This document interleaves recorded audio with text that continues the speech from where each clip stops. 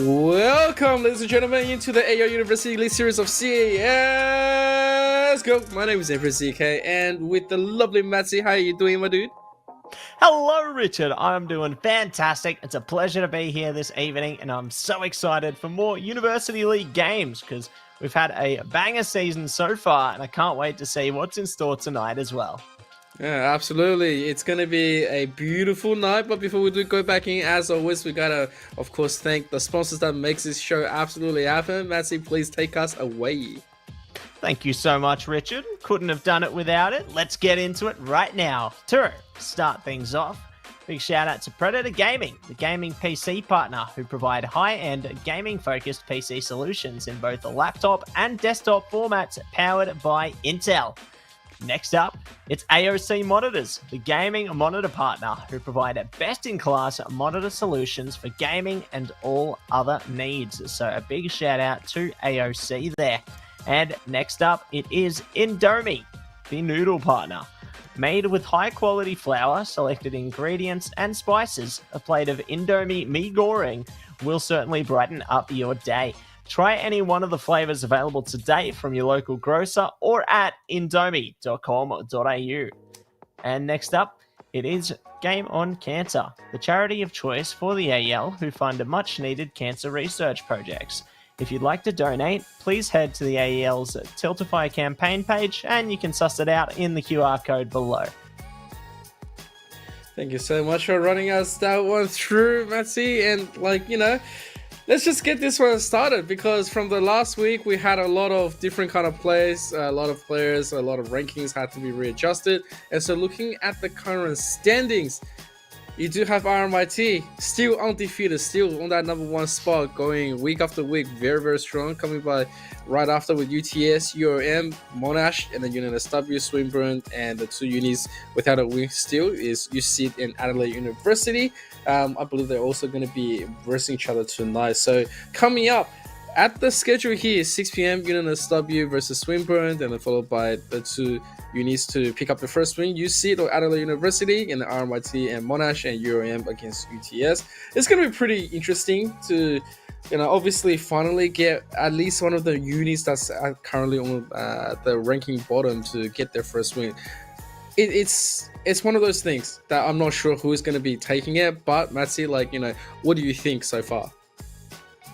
Yeah, I think that things are looking pretty confident across the board there. We've got a solidified, I guess, top 2, top 3 kind of thing, but I think that that 4th place is going to be up for contention, depending on who will be able to win and or lose tonight. So there's definitely some pretty high stakes, I guess, coming out across this one. But UNSW v Swinburne, good way to kick things off here. I think we've seen a bit of potential from both of these teams, and I'm excited to see what they're capable of, because I know that there's been a lot of confidence on some of our players. You see UNSW, you got Min, Vader, Coffee, Kraz, and Juan. And Swinburne going to be Keza, Aussie Pandas, Exy, Icon, and Nathan. So some staple names throughout the league in the season so far. And I think we're going to see some highlight plays from these players in this one to kick things off. Yeah, absolutely. We've seen both has done some tremendous stuff coming in round after round. I think the biggest one is going to be staring at Swinburne, at just how much they've been able to gel and really become a standout. Currently, they are just a little bit ranked underneath UNSW, and we've seen UNSW being one of those premier teams that surprises people with dedication season after season. And so coming to the Elite Series, they haven't really gotten themselves into the top 3 spots just yet, but they're not very far from it. Like, they've been able to, you know, pull ahead, do a lot of good stuff. The only people that's really shined really above, besides RMIT, there's, you know, obviously UTS, there's also UAM. We just came out of nowhere, right? They were just like, okay, you know, let us show you what our combined elite is all like. And with that being said, you know, we're going straight to Vertigo. Yeah, we are jumping in to the fun house already. See, the team is just getting lined up, ready for battle. Cruise their way through. For the CTs at the moment. Maybe not. Oh, there we go. And we'll be able to clean it up. So they're probably going to be sticking it out on the CT side for UNSW there. Unless they opt in for a different strategy. You know, sometimes they might want to go T instead. And then look to go hard on the halftime switch. Looks like they're just getting the .ready cues in the chat at the moment, though. So once those do roll their way through and all 10 players are prepared for battle, we should be able to get game number 1 of the evening all underway here. And there we have it. Everybody's ready. So let's get the show on the road. Yeah. Yeah. Obviously, when we look at this kind of map, the biggest thing that I've always been calling out is if you are going to be playing a Vertigo against UNSW, you got to prepare yourself, because this is one of those maps that they are very familiar with. They have the timing and the strat. It will be something that I would say is a legacy that's really alive with UNSW, led by their previous captain, Sirquest, with everyone else. It should come as no surprise if we see UNSW come out with a really big edge, you know, really playing this one to perfection. So it's all towards how Swimber's going to be playing. That's going to be challenging the status quo. And so far, they're just going to take it nice and slowly, all 5 players walking up A. Yeah, slowly just tiptoeing their way up there. Do have Vader to worry about towards the back of the site there, as well as Coffee just at the top there. Might be able to get a swing on these players. Still just going to hold their ground for the moment, though. The T's, they got plenty of time here. It looks like they are starting to opt in to a little util there. Flash coming out. Vader trying to tap them away through scaffolding. Coffee at least going to be able to open up the console there. Coffee going to be able to do a lot with that one as well. Plenty of kills happening here. Bombs at least down, though, so the T's can take solace in that. But now they have to try and stay alive to win the round, and I don't know how likely it is because the defusal already going to be locked in there, and the kill will come through as well. So UNSW taking away the first there, managed to burst past Swinburne, but Swinburne probably going to go for a buy into this next one. Yeah, they have at least a plant, which means that they will guarantee at least some extra economy. Galil should be absolutely coming out, some max as well, which is good. Utility wise, 2 flashes, it's got the smokes, got the HE, and then, you know, on UNSW, M4A1S all around, minus the 1 of 1. But Aussie Pandas picks up a very early kill on Cross. That's a bit of a surprise right there, but they are going to try to open this site IB. Yeah, the account's trying to be opened there. They've already got a kill. It looks like will be traded, though, but the bomb goes down again. So T doing a good job on economy management, but they're not going to be good on player management, as they will be both killed through the smoke there. Got Nathan and Keza just trying to make a swift exit at the moment. They're way too far away from the site. I think they're just going to concede this one. Just be happy with the bomb plant money and try and go next into round 3. I can respect it, you know, they've got the Galil, the Mac-10, bit of armor. I can use that to do some damage into round 3. We'll see how it plays out for them, though, as we do jump into it. Looks like they're actually going to opt in for the buy instead there. And maybe we're just trying to prevent their enemies from getting a bit more kill cash. So, fair enough. But let's jump back into it now. Yeah, right now, you still do have that one Mac that's going to be relaying onto their side with the Galils. The AK's already purchased. They have the flashes, the setups are here. Coffee, meanwhile, is just staring down, trying to empty a few shots in. It's going to at least catch Nathan with a few bullets. But Icon has been waiting onto the side, does take him out with a nice kill. He's going to be able... Oh, no! That boost coming out was a little bit cursed. Swinburne was trying to get really cute and get one of those outside jumps. But yeah, it just didn't work. Yeah, that's a rough one, isn't it? But at least the CT is going to be happy with how things are playing out at the moment. Definitely taking a full advantage here, and they'll even further it. Great kill from Vader there, shutting down at Nathan immediately. No bomb on Xy's back, although they've got a free site. They don't have a free bomb, because the CTs have got control of that one. Just looking to hold on to it a little bit longer there. Maybe Xy can catch them on a flanking maneuver here, because they're slowly creeping their way up. They've still got somewhat of a decent amount of time to play with. Although the CTs are scoping it out as he pushes his corner, and there it goes. So, Vader going to be able to close that one out eventually, and it will be a third going to UNSW there. Swinburne back to the drawing board, wondering what more can they do here. A timeout definitely going to be much needed to discuss everything that's just occurred. Swinburne's going to have to think really hard. Could just be the eco round because XE was not able to really afford to buy. And they don't want to skew with their purchase for now. But still, it's a little bit rough coming from the last one, especially since Swinburne held the advantage early in. But I think the rest of the strategy wasn't as executed, or they weren't warmed up. So, giving away a free kill in the form of a failed boost definitely feels bad in a competitive match. Currently, it looks like it's just going to opting to go for the Julies. You're going to get two of them in the form of Nathan and XC, and nothing else is going to be purchased yet. Nothing at all. You're going to have armor and helm. But yeah, this is just purely rough eco round, and they're just going to go and execute on anything they can get. Yeah, definitely going to try their best here. Good incendiary grenade. Does push the T's off that middle angle for a little bit longer. Ooh, even more so now. Just taking a bit of damage. Not going to push up, however. Finding one. Does get traded, though. Good quick reactions from Min there as well. Going to be able to find a few more kills across them. Leaving it up to Keza to try and solo this one at 1 versus 4. Now, they've got a Deagle in hand, so they might be able to do a bit of damage with it as they tiptoe their way forward. Could even have one walking right into their crosshair. There it is. Keza going to be able to catch that one. It's going to be a very happy outcome. Don't know if they're going to be able to do the same trick twice, though. They're to push it around that corner, and it will be able to slice through. So, number 4 now for UNSW. A dominant start. Very, very dominant. This is what I was talking about when it came down to UNSW side. They really know this map. They really know how to play it.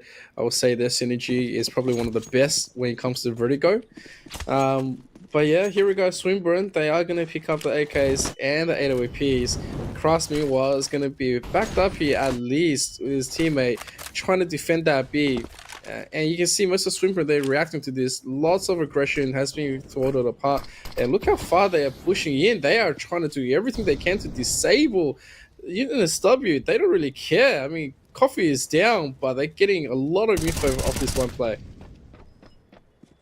Yeah, good info coming out from that one. Even we'll be able to get a trade back there as well. So, decent start coming out from both sides here. Kraz just going to be backing off to the back of the site, though. Aussie Pandas might be able to scope them up if they creep upstairs a little more there. Scoping in, making a bit of noise, trying to see if they can catch that player around the corner. They don't know where they're actually going to be yet, so looks like they're opting for a retreat instead, try and play towards their teammates who look to be making some movements towards mid and or towards the A ramp here. So looks like we're going to go for a whole different ball game, and they've already started off strong. 2 kills, and here we go. The kills is coming through, and that's what they need. Vader is still on deck with his AWP, and that's something to be still highlighted. The thing is, right now, pushing the side, try to go for a retake. The Nate backwards, though, that's a bit of a problem. X is going to go down through that little bit of mistake. Nathan to the side. He is going to get taken out by Vader into that one-shot, but it's a one-on-one duel here between Vader and Aussie Pandas. Who's got the better AWP? Who's got the superiority here? Aussie Pandas spotting out Vader, and he is going to take him down. Swinburne taking that first round, a very crucial one indeed. Yeah, at long last, their hard work pays off, and they will be able to find themselves a place on the board there. CT's still going to have plenty of money, though, to buy into this one, so the hard work is not over yet. They're still going to have to work just as hard, if not even more so now that the CTs have had a taste of defeat now.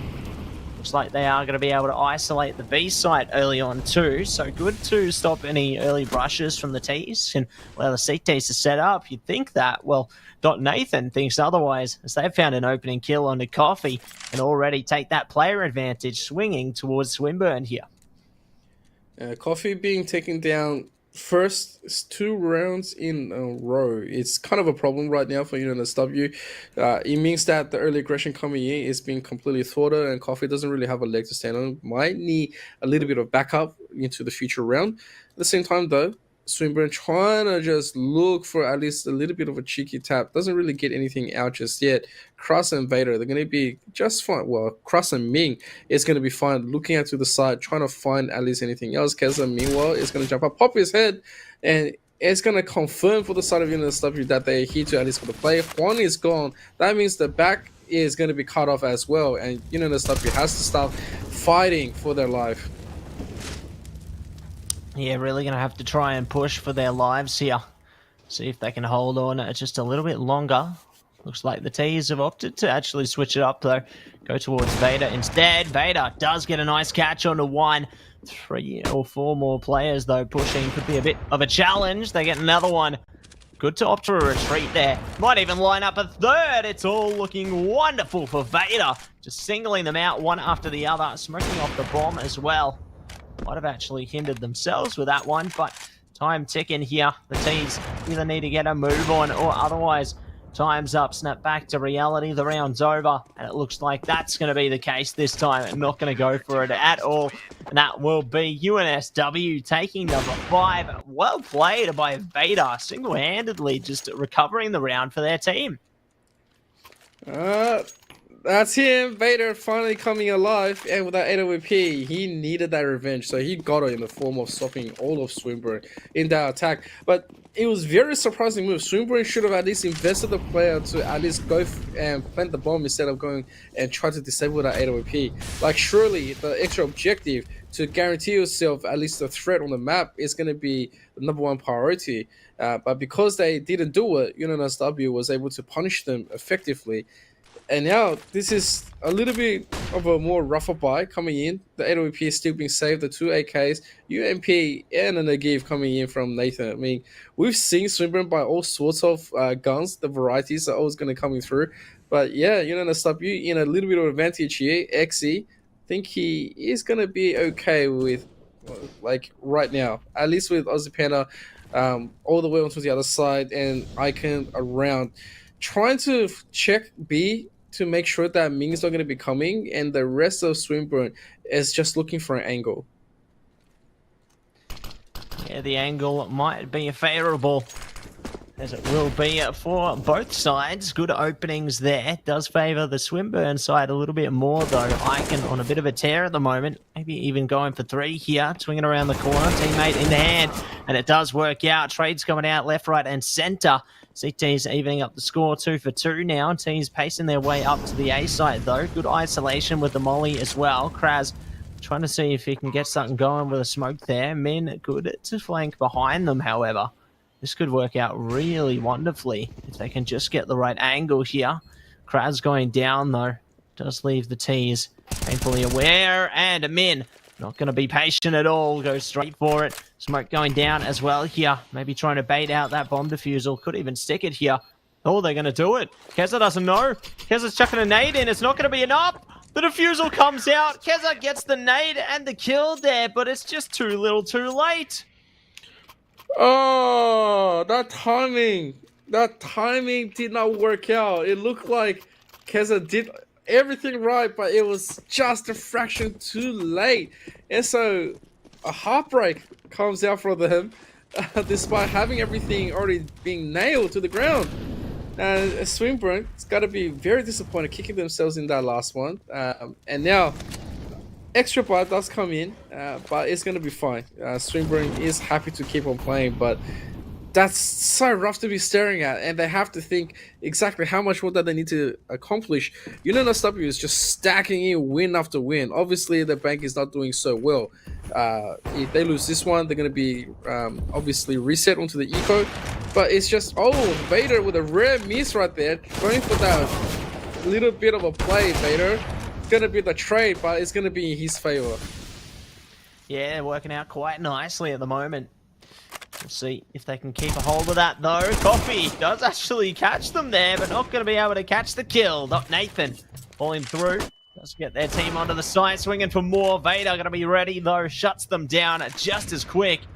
Keza looking to take point, jumping in. A death from above. Almost a Superman punch. Going to be forced to fall back, though. Bomb going to be going down with the smoke there. CT's ready and waiting. XE even more so. Trade coming out from Min, though. 2 versus 1 here for Keza. Pressure's on. Will they be able to pull through? Nice kill coming out there on a Min. 1 more to go, and Keza puts on a show. Taking away 2 for Swinburne. Oh, Keza, out of nowhere, decides to play the Wolf game and says, hang on a second, Vader. Hold, and hold. And yeah, he did it quite well. So 6-2, Swinburne was waiting for that victory. They wanted to claim it, and at the same time, they are going to reset the economy of UNSW, and Icon just instantly takes advantage of that, picks up the 2 kills. He's going to pick up the 1, and hang on a second, don't be giving away too many, because guns are going to be donated, and Vader already picked up an AK. Yeah, looking solid so far. We'll see if they can pick up a little bit more, though. It's Coffee. We'll be able to bring some back here. Nathan ready around the corner. Might get swung on by Vader unless Nathan finds the first shot here. Gonna push up now. There we go. Spots the foot and manages to shut it down just as quick. Min also going to be falling. And Swinburne managed to collect another round. Things looking pretty good for them as we head towards the halfway point here. Yeah, Swinburne very nicely. Yeah, it's going to keep on rolling it through. Gotta remind them that at the end of the day, right, this is really good. This is the T side that's going to be really rough to try to push in. UNSW. It's another round of eco being reset. They've been able to invest a lot of things and try to take round after round. A little bit of early duel here. The setup is good, 2-1, but could have been dicey if me didn't go down. But at the same time, he's getting recovered. Vader does pick the 1, hasn't yet opted to try to go for a weapon just yet, but they are going to just take care of that situation with the 2 AKs. And UNSW, that's a lot of damage that they've already done, and right now they have nothing to lose. If they get a good timing, they can angle this one up. Nathan, meanwhile, is not going to be able to take Cross down, so this opens up the whole site for a retake. Yeah, retake underway here. Vader trying to push in. Does get taken by XE. Good pincer maneuver. And Keza and XE shut it down. And will be able to take it away. 6-4 now. They look a little bit closer again. And let's see who will be able to find this one, as we've got plenty of guns coming out on the UNSW side again now. But if they lose this one, their economy could be in a bit of a tough state. They're definitely going to have to consider their options as we dive headfirst into this one now. T's establishing good pressure early on towards mid, but not good enough on A as Coffee takes away 1 kill to open up. Coffee is now utilizing as much as he can. In the beginning, he refused to go down, especially after those 2 rounds. Finally, he's going to swing, but there is going to be the swing right back. Aussie Pandas did well when he came down to it. Now it's up to XE and Keza. 1 AK and 1 AWP. I mean, Keza has been really alive with his offshots. He's been doing very, very well. And right now, pushing the site is slowly working up. It's going to be challenged. And he is going to take that trade any day of the week. And so the smoke's going to come through. They want to quickly get a plant down. They still got plenty of time to muck around with. And right now, Coffee and Vader is going to have to respond. Keza. Have to consider those 2 CTs. Does have smokes between them, so might have a false sense of security here. If they can take down at least one of them, could be an ideal scenario. Trying to line it up, but they're going to get knocked down. So, Vader pulls through and takes away 7. Nicely done by UNSW there to put themselves back in the lead a little bit more now. Yeah, this is quite nice. Swinburne was able to get a few rounds in a row, and they should be very happy about that. Now it's all about trying to close out the gap. They've got all AKs. Icon didn't really buy any more utilities coming in, and I'm not sure if that is what they wanted to do, but Vader is going to take some damage, and it's down to 11, but he'll take that kill first. Meanwhile, Nathan also goes down. That's a lot of utilities that's not going to be able to retrieve. It's all going to be up to Kaza with one of each, trying to do it all. The problem is right now there's no smoke to cover them. And so the rest of Swinburne, without that utility advantage, has to be very careful. And just as I say that, me and Cross pick up 2 kills, leaving Kaza to do it all by himself. Seems like Keza keeps getting placed in these unfortunate situations. Does make the best of a bad situation, though. Getting an opening kill there. Trying to see if they can knock down a few more dominoes here. There's plenty of CTs lurking around, and they are trying to whittle down at Keza's HP. And nice and quick, smart. That molly can help, though. Just simply cut off the sandbags angle, but it's not going to be enough. UNSW take 8, and we'll find the half, but by how much going to be decided by these last few remaining rounds. This is a very important moment now. UNSW, they should be very, very happy about this, getting that half win. Obviously, resetting the economy of Swinburne. They haven't been able to make a plan for quite a while. And so, this is going to effectively be the round that they're going to try to do something at least. Keza, meanwhile, still has an ability to buy from that AK. Cross getting very aggressive, just trying to play for that position. Now, he's going to buy as much as he can for the site to be closed at B. They say there's no way. It's not like he's going to be able to retreat himself. So he's just going to sit himself down. Meanwhile, Coffee House confirmed another kill. Gets exchanged by XE, but the rest of UNSW, they know exactly where the members of Swinburne are going to be. Yeah, they know exactly where they're going to be, and we'll see if they are going to be found by them one after the other here. Just over a minute to go now. The T's looking to collect their forces towards the B site. Stairs prepared. Kraz going to be ready around the pole as well. Maybe looking to cut them off from the site before they can really start to get lit here. Just looking to really take their time with it though. Tiptoeing their way forward. As we slip further and further away from the skyscraper, we can see the T's are ready.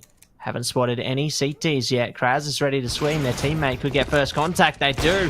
Swing comes out. It works perfectly. Snap the trap. They take 9. Oh, that one was played beautifully by Cross. He was so patient. It's just like it's like Rambo. You know, he sees his targets, he's waiting, and he's just waiting, and then until they all fall asleep, and then he goes, "Now it's time for all of you to die. Thank you for walking to my trap." A 9-4, beautiful cleanup of the round, and now Swinburne with the purchase coming in, and once again, you just see them. They're trying to go for the setup. Kaza is going to be taken down. Like, the utility-wise, I'm so worried. There's just not enough on the side of Swinburne to be not investing into all those utilities and playing to the rounds. A map like Vertigo needs maximum amount of smokes and flashes. Like, otherwise, you leave it so much more harder for you to take a side. Yeah, you have to go for raw peak potential, and that's not the best case scenario, especially with the enemies around the corner. Could have an AWP, or even worse, Vader. Speaking of, does have the AWP now. And nose teaser around the corner. They give themselves away, but it doesn't matter. Not expecting XE there on the top of the box, and it works out wonderfully for Swinburne. Pushing straight onto B. Icon keen for more. Does get shut down a bit too keen. Now a 3v3 here for the CTs. Ooh, good spot from Coffee. Swings into it. Actually gets the shutdown. Nice placement there. And does take the advantage back. T's still don't have the control of the bomb though. Still trying to go for that kill potential here. Doesn't work out this time. Gonna be a 2-for-1 special. 2-for-1 in the trade there. We'll see how things go though. Jumping into the rest of this one is Nathan. Gonna be the one-man army. Looking to swing around this corner. Just under 30 seconds now. The CT is being so close together. Could actually be disadvantageous if they both get killed at once. That might be a round win for Swinburne. They can't afford this. One's already gone down. 15 seconds to go. They jump into it, but they don't expect Coffee. So it will be number 10. It's taken by UNSW. Yeah, that was really interesting coming from both sides. Like, one, yes, you're doing quite well when it came to defending, but then, you know, giving up 2 kills, you know, just one after another for no reason, that was that would really hurt. But then Swinburne right at the end is just trying to swing out blindly. It really did not work out for them. And right now, 6-round difference. There is still just the buys coming in.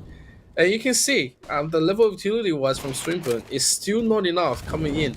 With the 6 rounds, this is the final one. You should be not holding back at all. You should be providing maximum amount of utilities for your team. And right now, Icon being burnt down to 46. They're gonna pick up Coffee. The smoke is gonna add his by cover for to block out Huang. But yeah, you can just see him. He's like, okay, well, if you push me off, I'm still gonna be able to play around with the orb. I'm still gonna be holding it. There's gonna be the backup. Let's see how much you got. Yeah, need to go max power. And let's see if they can do it here.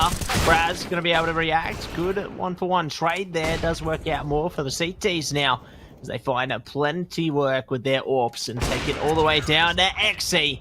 And 11-4, going to be the ending score of the first half. UNSW claw it back together, and they make it beautiful.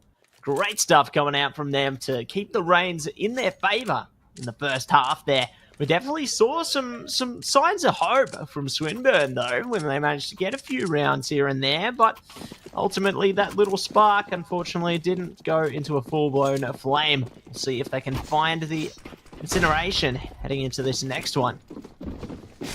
Alright, here we go. A little bit of an early confirmation for Swinburne. Sees all members stacked up onto this A side. They're going to take the 1-for-1 trade at the moment, but Icon's going to find Huang from the distance. There's going to be people onto the flank. Vader trying to provide that cover. Meanwhile, just spotting out where the final players of Swinburne are going to be hiding. Onto the boost position, Icon gets taken down, and that is just going to be up to Nathan with the Julies. Unfortunately, doesn't get anything else after that, and that is going to be UNSW taking the first little bit of pistol. It means that they're going to be able to buy the Galeos, the AKs, and this is the scariest part, right? Because Swinburne was only on that 4. They really needed the pistol round. Now they don't have it. UNSW is going to get the gun up first, and they haven't really chipped anything else, so Swinburne is going to be in a real tough spot.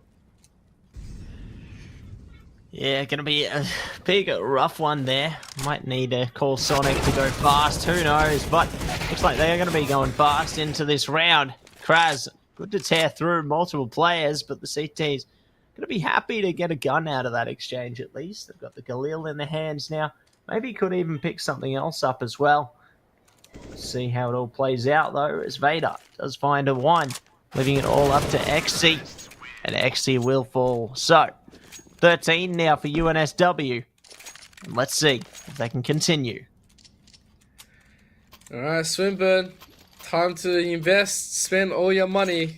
You want to see maximum buy. Like, you cannot be giving up round 18. Like, if you give UNSW this round, next round, it's pretty much going to be game over. So UNSW right now, obviously, answering in kind, the AKs and utilities all in hand. They're putting everything they have into it. It's a big round for them. And obviously, they want to be doing as much damage as possible. They can absolutely respect Swinburne's timers right now. There is no one really looking after scaffolds or ramps. They're just inviting them in. UNSW is a little bit confused by this opening exchange, where no one is pre-front. There's no answer at all. And so that's going to be an interesting entry point. Yes, very interesting entry point there. They're going to be able to try and make some plays off it, but nothing managing to eventuate from it yet. That can easily change as the T's start to take point on the A site, though. CT's right around the corner. Might be able to go for a swing here, but they're being very patient, looking to play for retakes instead of trying to stop the plan. And a knife has actually occurred in the meantime. Nathan, being very cheeky, says, "Hello, I see you, buddy." And they found a couple of kills as a result, so not too shabby at all. Might even find another. There we go. On for 3. Not going to be good for 4, though. 2 versus 3 now for the T's. Try and push up. Who find 1. Going to be traded out, stopping the defuse, but they've got a kit there. So Swinburne will be able to bring things back. And it will be lucky number 5 for Swinburne. Oh, Swinburne gotta be feeling for themselves on that one. They thinking they're lucky stars because UNSW they invested into the incendiaries onto the wrong spots, where they were saying, okay, we're gonna leave all these parts open for you. You can take ramps, you can take sandbags, you can take the back of scaffold. Like it's really nice for them to do this because everything is working out for them at the same time. Thank goodness that is just gonna be the one-to-one trade. The flash did work out, but yeah really caught Juan off onto, yeah, without being able to do anything. Aussie Pandas as well was just looking, did not even swing. And all of a sudden, they've got the sight down at B, and it's up to Icon. And to do it all with a FAMAS, like, the man doesn't have a kit. It doesn't have any utilities to be walking this one through. And there is Cross waiting with a Mac to just charge at him. I'm pretty sure Cross in his one, he just wants to gun someone down, get all of his bullets down in one hit and just spray go. But yeah, I don't think it's a possible chance for Icon to get this one in. It's going to be a very rough one. And this is what I was talking about. Cross really wanted to empty all those bullets, but time is starting to run out. Icon is starting to run out of opportunity, and he has realized this as well. So, yeah, it's just going to be a round back to UNSW. Yeah, they're going to be able to keep hold of it, and it will push them towards the 14 mark. Getting very scary for Swinburne at the moment. UNSW 14 only need 2 more, and that's going to be game 1 done and dusted. Seems they're trying to speed run through it, perhaps. I'm sure Swinburne have a thing or two to say about that, though. See how it plays out. Jumping into round 20, however. Icon going to be on the Favis. The rest stuck on pistols. Not looking good at all here for Swinburne. Need to do something, and it seems they've heard me just as quick. They've got an opening kill and another weapon. AK on Nathan, but they do lose Keza. So going to be a rough trade-off there. And more to follow as well. So tough for the CTs. We'll see if they can use what they've got, though, to try and find a recovery here. It's going to be a little bit rough for them because bomb control is not going to be given to them, and they have already locked down the site. Both players, I'm pretty sure both players would have been able to try to rush for something, but at this second, Swinburne, yeah, round number 20 is going to be a rough patch, especially since they don't have the necessary gear or the kit to be dealing with this. They've also been spotted. Now, UNSW only has to invest very little into defending the site. XME was just trying to go Predator mode, get maybe the 1 kill and be done with it. Probably retreat with a gun. But yeah, if we look at the grand scheme of things, it's going to be 15-5. The potential is there. It's pretty much just waiting for the timer to be kicking out to confirm it 100%. Meanwhile, Vader is going to work this one through. And XE doesn't get the drop as well. And that's just going to be Dot Nathan trying as he might to hold on to this with dear life. And they have to win 10 in a row in order to bring OT. Otherwise, UNSW has got such an overwhelming advantage to close it out. They only need 1. They only need 1. Swinburne going to have to really dig deep here if they want to hold themselves into this series. Otherwise, it will be game 1 done and dusted here. And we will go next on to game 2. Look how Juan has the XM and it actually works. Wow. Don't see that every day. Love to see a bit of shoddy action. Speaking of action, though, CT is bringing us to action. As Keza mops the floor on the A site, taking down 3 so far. 2 players remain for UNSW at the moment. Will they be taken down, or will they be able to find recovery back for their team here? It's looking good so far. Surely not. Oh no! It's a knife, Emp! They wanted it. They wanted the knife revenge, and they got it. And so right now, I think Juan is just waiting. Is waiting for a distraction, or he's being the one that's providing for it. And yeah, he's going to provide that little bit of distraction for Cross to make it all the way to the back. Do they know this? Yes, they do. Icon was waiting already. And now up to Juan to try to at least do something with it. He doesn't have the bomb, so he has to quickly just rush out. Oh, they spotted him! Oh, Juan takes down Icon. The AWP is gone. Keza has to be very weary about this one. 30 seconds left on the clock. To be honest, if Juan decides to pick up an AWP or the AK, he will just win, right? But this is gonna be the greatest fake given out. If this one works against Keza, I'm done. Oh No. my god. No. Oh! Oh! M. I can't believe it. That is crazy. This man is like playing Splinter Cell right now, just using the terrain, just creeping around on the enemies. Yeah. Wow. And I'm speechless. That was smart. Me and Juan did everything they could. And Juan in the end goes, hang on a second, hang on. I think I know how to play this one. He probably said to his team, like, on the Discord, imagine the call, and it's like, just trust me, guys. We're gonna finish it right now. While the rest of his team's like, oh, let's just go next. Let's think about what to do. No, Juan goes, no, I got this one. And he just went back, fake. Oh, and he played it to perfection. Beautiful win coming in from UNSW, 16-5 over Swinburne. I'm happy with that first one. Yeah, I'm happy with it as well.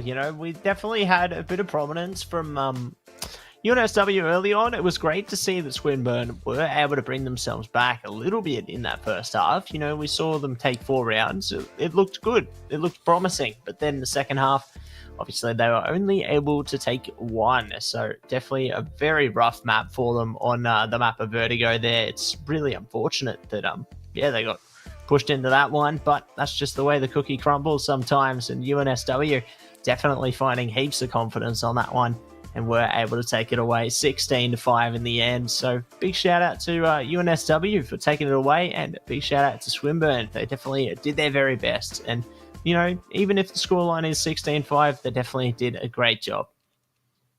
Absolutely. And guys, that's not all that we have. We're going to quickly cut into a BRB because we will be back right after with the second match between Adelaide University and USYD. Yes, USYD. So don't go anywhere, and we'll see you very soon.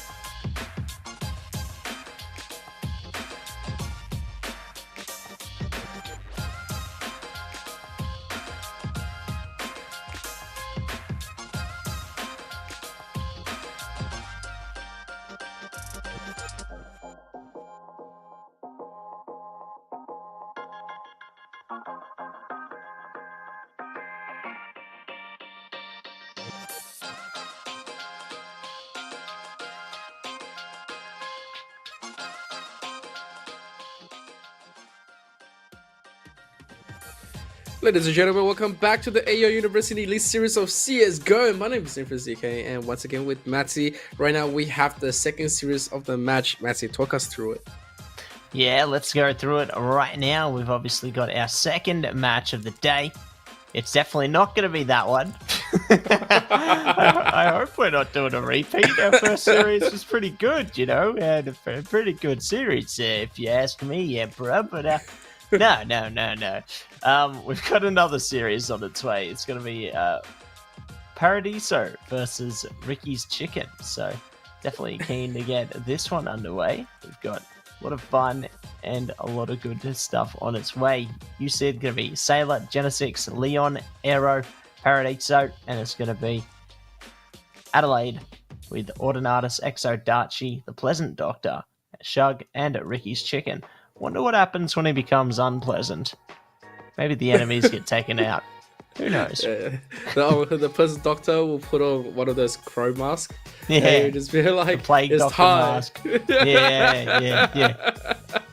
You imagine that, and he's you know, you can hear him speak through the raw smoke mask, and you can hear it, but it's sort of like he's got the mask kind of like sound. the pyro from TF2. Yeah, either from Pyro or even sort of like Bane from the Dark Knight series. It'll just be like, no, you have made me very unpleasant, and it is time for your doom. But yeah, look, you know, coming from UC and Adelaide University, both teams has been struggling to pick up their first win, and so you know, tonight will be their first opportunity to pick up their respective win. For UC, they've been having tough matches all around. They've been very close into at least picking up some important ones. It's just dropping at the last second. Adelaide University is probably the one that has been improving consistently over the weeks. Now, you know, coming to week number 6, Adelaide University should finally be able to, like, you know, gel together. They've been able to do quite well. Not sure if they're still going to get Dion to play tonight, because Dion is their primary AWPer. Without him, they haven't really had their primary gun as well. But, like, you know, it's going to be one of those things where, you know, Dion is going to be in, which is confirmed, which is, you know, quite nice. And let's see if he's going to be able to at least bring that in onto the map of Inferno, you know, just the way we like it. Yeah, let's see if they can bring the heat, just like our observer for the night, TwoTapTony. So we'll jump in to the series now. Knife round going to be getting well and truly underway here. They're having a bit of a face-off at the moment, you know. They're like fainting. Like, who's going to land the first punch? Who's going to land the first blow? Oh, the CTs have backed out of it. They're like, nah, we're not having any of this. Let's get the heck out of here. The T's are creeping up on them, though. They've isolated one. Ooh, don't know if it worked out. They do manage to get one back, though. They're chasing down the doctor. Oh, no, call an ambulance. But not for them. Oh, look, we've even got a boxer jumping down from above. Autonatus was trying to get it, but yeah, USYD is gonna win. Seriously, that whole time they were chasing the Pleasant Doctor, I was just like, this is where the story just takes a dark turn, you know, where a hero instantly falls, and then you're gonna get the unpleasant plague spreader right after. So there is gonna be the side, and USYD has opted to stay on the CT. Adelaide University is going to have to show us what they've got onto the pistol. If he's going to be like how they usually perform, he's going to be quite confident. They're all pretty good at it. You sit though. Julie's 2 nades, flash, and the smoke coming out. It's going to be the same for Adelaide University, but no grenades coming in. They're a little bit more stock standard, a little bit of shot to the unpleasant Plague Master. But yeah, let's go. Let's go, go, go. Enemy spotted and need a backup. Exactly what they're going to be saying here. As we jump into the fun house again. Leon Sharp just managed to take away the opener there. Going to be taking a lot of punishment in consequence, though. T's looking to pincer on B this time. It looks like it's working magnificently. Goodbye to USYD there. And it will be the B site taken now. On for the retake, though. It's going to be USYD. Let's see if they can manage to bring their way back here. Dion looks to take a bit of damage this time. Yeah, Dion. Oh, nice. Little bit of ding coming in, confirming Paradiso. And now opening up this one out, Leon Genesis, quite low. It's just going to be Leon 1 on 3. Needs to do it all. Doesn't have a kit. Spots out at least the one player in the court, but Dion from behind. Very proactive on a 4K. And this is what I was talking about. Like Adelaide University, they rarely lose the pistol. Doesn't matter which team it is. They say, if it's pistol, this is our special. They're going to have the early guns. Will be very okay. I was a little bit surprised. They're going to have the full Mac loadout, and there's going to be the 4 nade stuff from USYD, and they're going to just look to invest. Yeah, they're looking to invest, and it looks like Adelaide might be on pest control at the moment, as they've completely swept the floor there. Taken away a second round, and nice and quick with the Mac attack, and it will be a lot of money found by them, and a lot more yet to come as well. So, let's see how things go into round 3. Now the CTs have got a bit of a buy behind them here. Looking to go sky high for this one. Let's see if they can hit them with the 1 tap, with the 2 tap, or maybe with the 3 tap there. It's all going to be lining up now as the T's try and take point towards the banana side of things. CTs are ready on the other side of the fire, though, and doing a good job with those nades. T's are going to look to push past, however, but the CTs actually prevail thus far, finding 2 opening kills. One of them's gone bye-byes, though. Good nade coming out from the T's, allowing them to push forward towards B here. 2 for the price of 1. The shock down to 49, and a little bit bruised up on Dion and Ricky's chicken. They are going to activate this one up. Sheiks from court at least spots this one out. Doesn't really opt to go for the stay on the return. It's going to be returned right down. And now, yeah, don't even get a chance to go for the plan. USYD, it's time to start punishing, and they punish it quite well. The rest of Adelaide University hasn't really lost all that much. At the end of the day, they've won the first 2 convincingly, so they have plenty of money to go around. AK is going to be all around. Dion obviously is going to be just saving. If they do get this one, you can see the man going to go straight to his favorite. And yeah, you see looking to get a little bit more aggressive. They have plenty of UTLs to at least thwart any attempt at an early play. Yeah, they've definitely got a lot in their arsenal where they can actually be able to thwart any attempts that could come in their direction here. Matisse looking to make some moves towards banana as well as apartments, though, but ultimately just going to be waiting out an opening here to see if they can start to get things into gear. Just taking it nice and easy at the moment. Ooh, this could be a rough one. Do you swing into it? And it is actually going to be Shocks to take down the opening kill there. So not too bad at all. T's trying to see if they can smother their way in, but they're not anticipating Paradiso, who does take 2. Good for Shug to push out of the window, though. And will be ready for whatever comes out before them. Genesis may be able to pounce, but they're at a bit of a stalemate at the moment. 2 versus 3 here, and the CTs have now even made it better. Genesis knew exactly how to play that one onto the smoke, working that one off. And now Ricky's Chicken, very low health, 30 seconds left. He doesn't have any UTO. He's looking to go for a swing to retrieve the bomb and go for the plant. I mean, this is going to be a really rough ride for him. Like, either he's going to have to get lucky on all 3 sides and get the bomb. Not even. Genesis sees him first and takes him down. But yeah, that was an arcade that he could have just saved over. The round was pretty much over, so a little bit of a misplay coming in, but doesn't matter because we are going to be tied up. And now Adelaide University completely reset. Tech 9s are straight out, and they are looking to get maximum amount of damage. Try to at least go for a plant. We'll see if they can get that plant. Maybe might need to bring the watering can and water through some kills.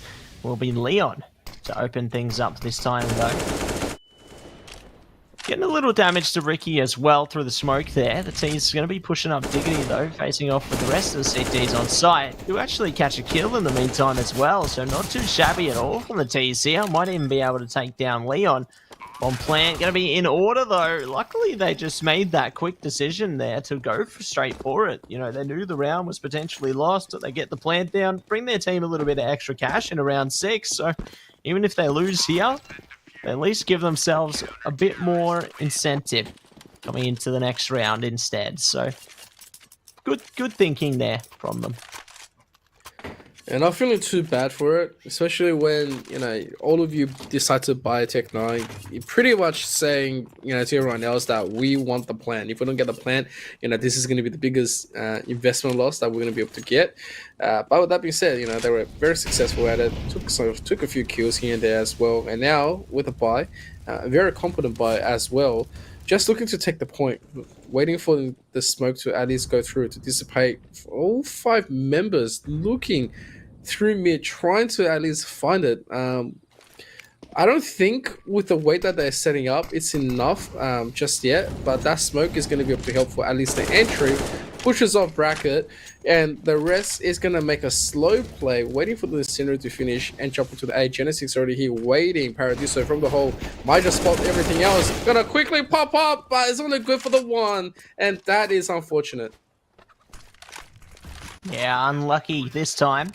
Bomb will go down, and the CT is now going to be forced into the retake here. Let's see if they can manage to push in. Couple towards Library, one just holding patiently outside Diggity. The fire coming through, one goes down. Leon's out of here now. All going to be up to Shox and Luke now. Damage can be done. They just need to fodder shoulder, but not going to happen. The T's are too calculated, and will be able to find 3. So nicely done there by Adelaide. Keeping it nice and close all the way through in this one. Yeah, Adelaide did really well on that one. The response is beautiful, especially when they all decided to stack and push the side. They said there shouldn't be any surprises. The biggest threat on the map was Paradiso, who could have done so much damage, but the reaction fire was good, return is good. And now looking with an eco round, Luke trying to tap the head. Oh, didn't put the shot off right after spotting it out. Could have been a potential, at least, fisherman catch when it come down to it, I guess. But unfortunately, wasn't as reactive as he would have liked. Pleasant Doctor, meanwhile, is going to slowly creep this one up, waiting for Shix to at least spot this one out. But yeah, a very rough eco coming through from USYD. Yeah, we love a little bit of unique flair and character coming out there. Ooh. Trading shot for shot early on. Looks like the shot from Leon is better this time, but Dion going to make quick work of the USYD teammate, and they will be advancing straight towards the B site, finding a kill as well. So good start, taking out Luke there.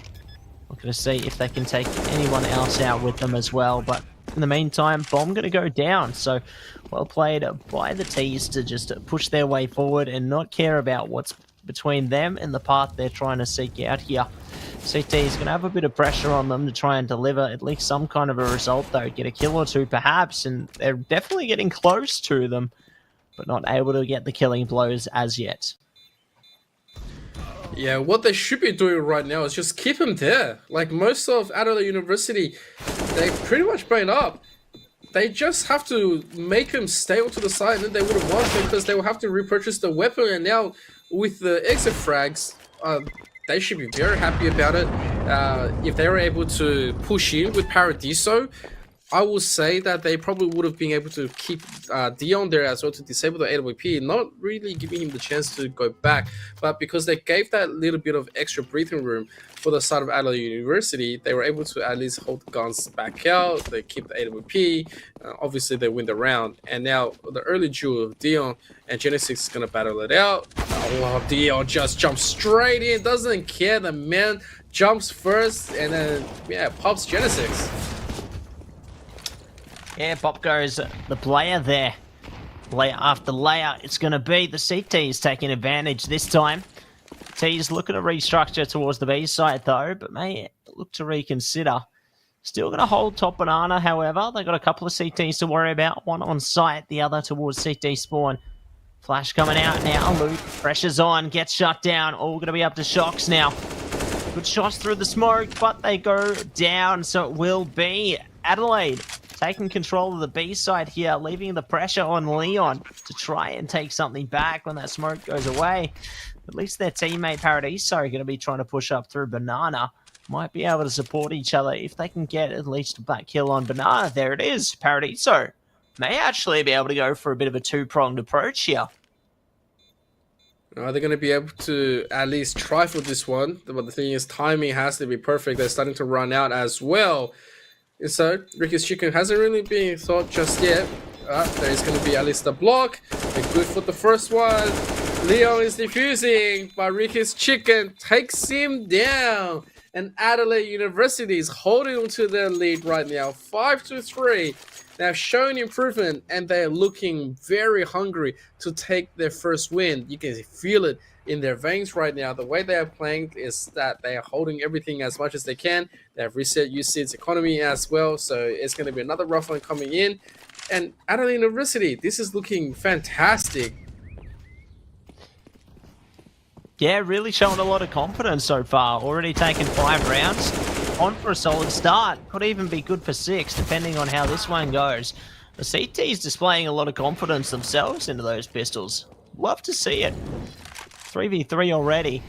CTs might be able to steal a gun back here. We'll see what does happen though, as they are going to be rushing their way down Speedway. T's still just considering their options. They've got plenty of time to play with, so it's understandable. The CTs are going to be at least splitting it up. 1 towards B and 2 towards A there. Just looking to wait things out as the T's have that time pressure, but the CTs, they can just sit pretty all day. Adelaide University slowly working this one out, looking at A for location, disabling both sides. They say, okay, no worries, I'll take a little burn as well. Shock, not happy about that one, but Shix though, oh, missing that first shot is gonna just hurt and delay the rest of his team, and Paradiso as well. Pretty much nothing to do at this stage. It wouldn't be a surprise if Luke just goes and hunt for a weapon and, you know, be done with this map. But you know, he might be lucky enough to get a exit frag at the minimum. If he does want to stay, it's going to be a rather tough one for him to even make an entry because the man's just living on a pistol. Doesn't have any utilities. So if he does take one by surprise, it would just be the biggest one. And yes, it's going to pop the one. Waiting for the second, but no, it's not going to happen. And that's the best case scenario for you, Sid. Like, you know, if the first one comes out and you die, that's fine. But if you get a second one, you're unbelievable. Adelaide University, meanwhile, is just, you know, happy to take that one. 6-3, as they are going to continue to pace themselves. Yeah, definitely looking to pace themselves all the way through here. Just bide their time and win out in this battle of endurance. See how it works out for them, though. So we'll jump in to round number 10. Fire separating the teams. Going to dissipate in a sec. Luke ready for the swing. Has their teammates support as well. T's now looking to push their way around the corner. Luke shuts down 2. Looking for more. Not going to be good for it.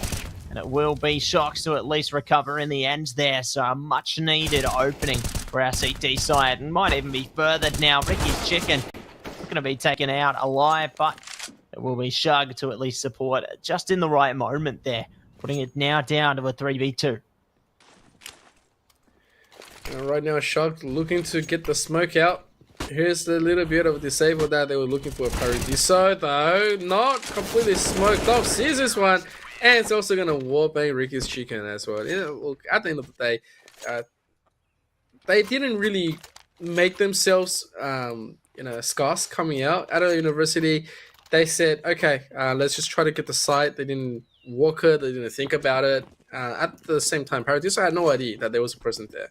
Right, like even if they did, it would have been the timer wasn't as correct, the angle wasn't right, could have waited at least in order to push it in, but they just wanted to run it, and so gets punished. And now once again, the Pleasant Doctor is going to jump through. Shix is going to finish it off first, but it's going to be traded with Dion, and that is in favor of USYD. So far, so good, Mr. Emperor. See if USYD will be able to bring it back more. They've found a flank there through towards mid, looking to get another one as well. Does work out for them here, and it will be number 5 now, locked and loaded by USYD. So great outcome for them. Definitely keeping it pretty close and competitive, I'd say, pretty much the whole way through the series here. Like only one round between them now, and that could easily turn to 0. Because the T's not going to be in the greatest position at all. So we could easily see 6-6, maybe even 7-6. Who knows? It's all going to be up for questioning. So we jump in to round number 12 now. The T's try and delve in with some pistol kills here, but not going to be able to lock anything just yet. Yep, and Adelaide University trying their best to at least get a little bit of pre-fight going on. They're being dinked from all the way. And that's not too much of a problem, because at the end of the day, they're just going to throw themselves at either the site or at least on someone who's got a high-value gun, which in this case, USYD has plenty. Genesis says, if you want my gun, you're going to have to keep charging. 3 already picked up. Paradiso getting the Pleasant Doctor, and now up to Dion. 23 health next to his name. Hasn't really been thought of just yet. Luke is gonna retreat, barely misses, but does find Dion anyway, and that is gonna be 6 apiece. And Adelaide University, the early momentum that completely shifted, needs to at least get 2 more if they wish to stay competitive and continue their lead. Yeah, they really need to try and shift things a little more into their favor, don't they? Because otherwise, this half's going to end up being much more close than maybe we would have thought here. Looks like the T's are going for a bit of an excited approach now, though. They smoke things out towards mid. Look to take some control there towards the brackets. No one going to be keeping eyes on the B side of things at all. So, you know, they're all in for this one at the moment. Really looking to give it their all here. Shug and Co. pushing up. Genesis ready on the angle. Goes for the swing there. Catches one off guard. Falling back. Looking for a second. Not even going to be able to worry about it. Do get it in the end. But the T's do find at least 1 or 2 trades there. Shug now last player standing. Bomb favouring the CTs as it's in archway there. And the fire going to delay them as well. Shug really left with little to no options here. Does at least pick some util up. But now trying to see if they can re-engage. Might get caught by Leon. No, Leon actually going to be the one to be caught this time. Pushing out a bit too eagerly. They've got that bomb control. They don't need to commit towards this. They don't need to hunt down a Shug here. They can just wait things out and the round will be theirs. Unless, of course, Shug plays into their crosshairs. And as time trickles down here, it's looking to be exactly that. Shug's got the molly. Now has the smoker ready as well. Trying to isolate the angle, go for the A side of plants here. Flash coming out as well, but a valiant attempt. But that's all it's going to be. As you said, we'll be able to get the round and the lead back in their favour. Yeah, a little bit of a heartbreak for Adelaide University, especially dropping the bomb onto the archway right there. You'll have to be thinking, just at what point did it all not work out? They were all bunched up together, made it so much more easier. They didn't really clear out the control from USYD, so when they did try to go for a fast transition, it really punished them. And so with the tech easy in hand, they are going to just make it easy. Luke and Shix, they are going to execute, and there's also going to be the execution to their own people. Autonatas walks through to the fiery. Not much to say about that one. It's just going to be a quick round, and USYD is going to get that one 8-6. Last round of the switch. Adelaide University, they want to try to improve their score. They were able to get 6 before onto the round, especially when it came down to last week. And now any other round that they get is going to be extra. It's going to be a super improvement, and they should be happy about it. Yeah, going to be extra. Read all about it. And let's see how it all goes down in this one. T's looking to just hold back for the time being. Wait out that CT utility before trying to commit towards anything. I can respect that, you know, because they can wait things out, wait for the CTs to use up most, if not all, of their utility, and then they're going to have the cards in their hand, because they'll still have a full kit of utility to do with as they please here. Good cannonade coming out from the T's, though. Doesn't do much at all to Luke there. Not going to be hesitating this time. Throwing one of their own, though, might work. There we go. Plenty of damage, actually, across 3 players, so not too bad at all. This might prompt the T's to go for a banana push, however. And they could catch one of the 2 teammates holding this position. They're slowly going to retreat here. Don't want to be left out in no man's land. Okay. And that's all of them stacked up, trying to get this banana. The rotation is going to come through from USYD, all 5 players making the way. And Shix just has to wait it out. But he swings out at the worst possible moment. Autonatas is going to quickly punish him. And you can see Shix trying to at least get this spray down, but it's just hitting nothing.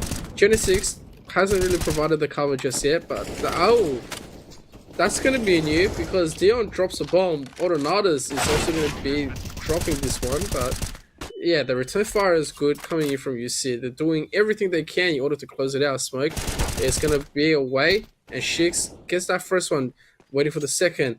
You can see right now that both is desperate. Pleasant Doctor, meanwhile, waiting for Paradiso, but it's going to be tagged down, and the last player, they had no idea where they were.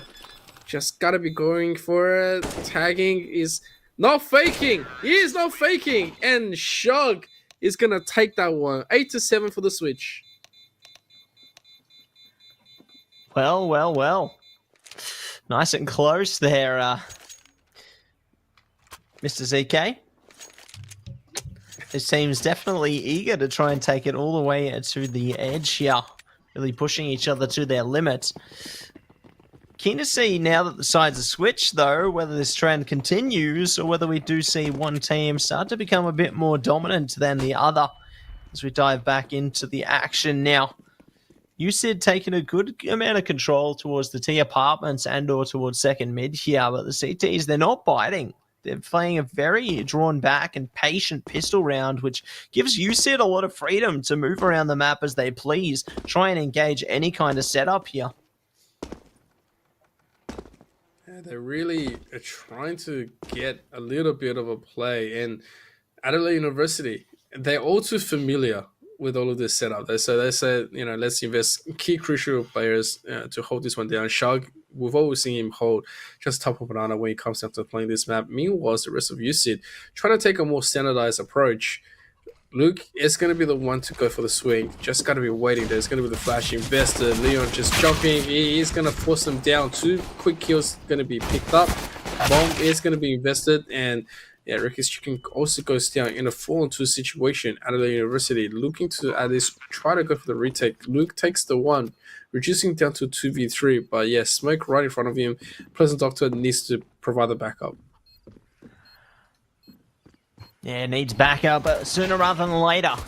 And Shug will be able to do just that. Chicks, though, tries for it, but try as they might, it's good night. Shug pulling through for 3 in that round and will be able to get the defusal there as well. So well played by Adelaide, evening it up 8 for 8 here. And they will be able to get plenty of money to play into their second half as well. T's probably going to be almost definitely buying up into this next one here. Perhaps looking to see what they can achieve, but looks like maybe it might not be the case. Just going to be looking to hold things out at this time, not looking to do anything more. There we go. There's the pie. Just a little delayed. Maybe they're having a bit of a discussion before they jump into the fun house here. Yeah, at least picking up the scout is gonna provide a little bit of cover. Shakes at the same time with the Leo. This is what they want to do, right? You want to hear the MP9 is absolutely just spraying through, which means that you made the right amount of choice. Because if obviously you didn't buy anything, you just wait for a fast seek around. Sometimes I would say 1 in 5 or 1 in 6 chance the opposite city side who was able to defuse will get a little bit antsy, and they say, okay, well, let's buy the Negev, let's buy big guns. Or some will just be all in, don't buy anything. And a little bit of potential duel coming in, and you can just see Paradiso trying to put away as many as he could. The damage has been done, but it is still a 3v3. Still going to be 3v3 for the moment. But it is down to 2 now. Could be down to 1 in a second. No, it's going to be 2. Shug pulling through there. Good kill for them. T's now aware of Shug's presence, though. Smoke coming out as well, trying to delay them a bit further. Shug will be able to trade out their weapons as well. Galil in hand this time. They've got a teammate looking to wrap it through CT spawn also here. And T's options are just going to be send it at this stage because time's ticking. They need to hurry up and they need to go right now. Ricky's Chicken overthinking there. Does fall back a bit. It's going to delay them from helping their teammate now. Looking to jump straight into it though. Shug's already good for both. And it will be number 9 taken by Adelaide there. Well, that's the one that they wanted to go for. Adelaide University taking the lead right now in a 9-8. And that was a crucial round for them because Adelaide University, they did everything they could to go for the fan. They went as hard as they could, invested everything into the play. USYD was trying to go for the full swing. That is going to be such a big pickup. Dion is gone. It's a free gun coming in. And the rest of USYD, they are on an eco. They don't have to be doing anything else. Just got to be protect the president. That is Genesix. Autonatus takes that first kill quite cleanly. Second one, and Ricky's Chicken takes the third.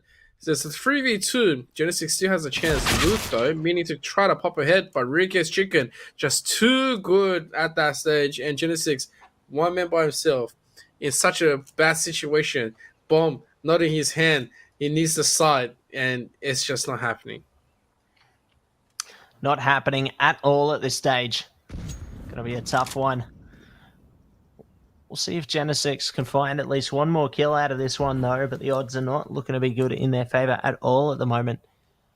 Trying to creep up towards the site, see if they can catch someone in graveyard, perhaps. Bomb's still going to be on the ground, and both CTs are going to be eyeing that off like a hawk, waiting for anyone to try and steal it away.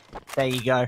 Swinging just at the perfect time, and it will work out for Ricky's Chicken there. Another kill, another round for Adelaide. Adelaide. Oh, are we just waiting? Are we looking for them to pick up their first? I'm very excited because they've been able to show that they're consistently working on their approach, consistently working to get the synergy up. You can already tell from the main difference, Shug and Dion into this has been doing spectacular jobs. A little bit of the bird coming into shots, but yeah, he's going to be just fine. The rest of USYD has slowed this one down to a crawl. Dion, meanwhile, catching out Luke just out of nowhere, says, okay, yeah, you want to come and challenge here. I will be happy to take that kill. And yeah, that is to speak volume. Dion loves being a sharpshooter, loves everything about it, is able to, clean away really hard shots. And so, putting in the hurt for USYD as they lose their early member. Yeah, already facing a challenge there. Going to be rough on their morale. They need to do whatever they can to try and maintain themselves here. So they will be looking to try for a B-sided take, perhaps. They've got all their members there. They can just go for it, send it. 2 players they have to worry about. We'll see if they can manage to find success now as the util starts flying through. The T's pushing up around the site as well. 2 CTs to worry about, one towards the garden and the other back of the quad box there. The CTs playing these angles to their advantage already. Finding a few kills there, and they mop the floor with it. So it will be Adelaide taking a round again. Well, Adelaide should be loving this one, and Shug has exchanged himself an 8 OEP. him and Dion, they can hold down one side each. It's going to be very hard for them to push. USYD, they have AKs in hand. They've got utilities. Cannot be losing rounds like the last one. Got a few things to be thinking about. If they lose this one, most likely we're going to have to go for at least just a quick break. Go for at least a tech. And Leon's gone, but still, there's still plenty of firepower in the hands of USYD, looking to try to get this one in. But the biggest problem is that utility-wise, is that they don't have a lot of it. There's still 3 flashes. Those 3 flashes has to do it all. Yeah, gonna have to try and catch them all. See if they can do it. No, not looking at the right angle there. Does work out eventually, though. Luke gonna be able to trade it off this time, pushing us into the 3 versus 4 situation here. 2 CTs ready and waiting at the A site. Same can be said more similarly towards a B as well.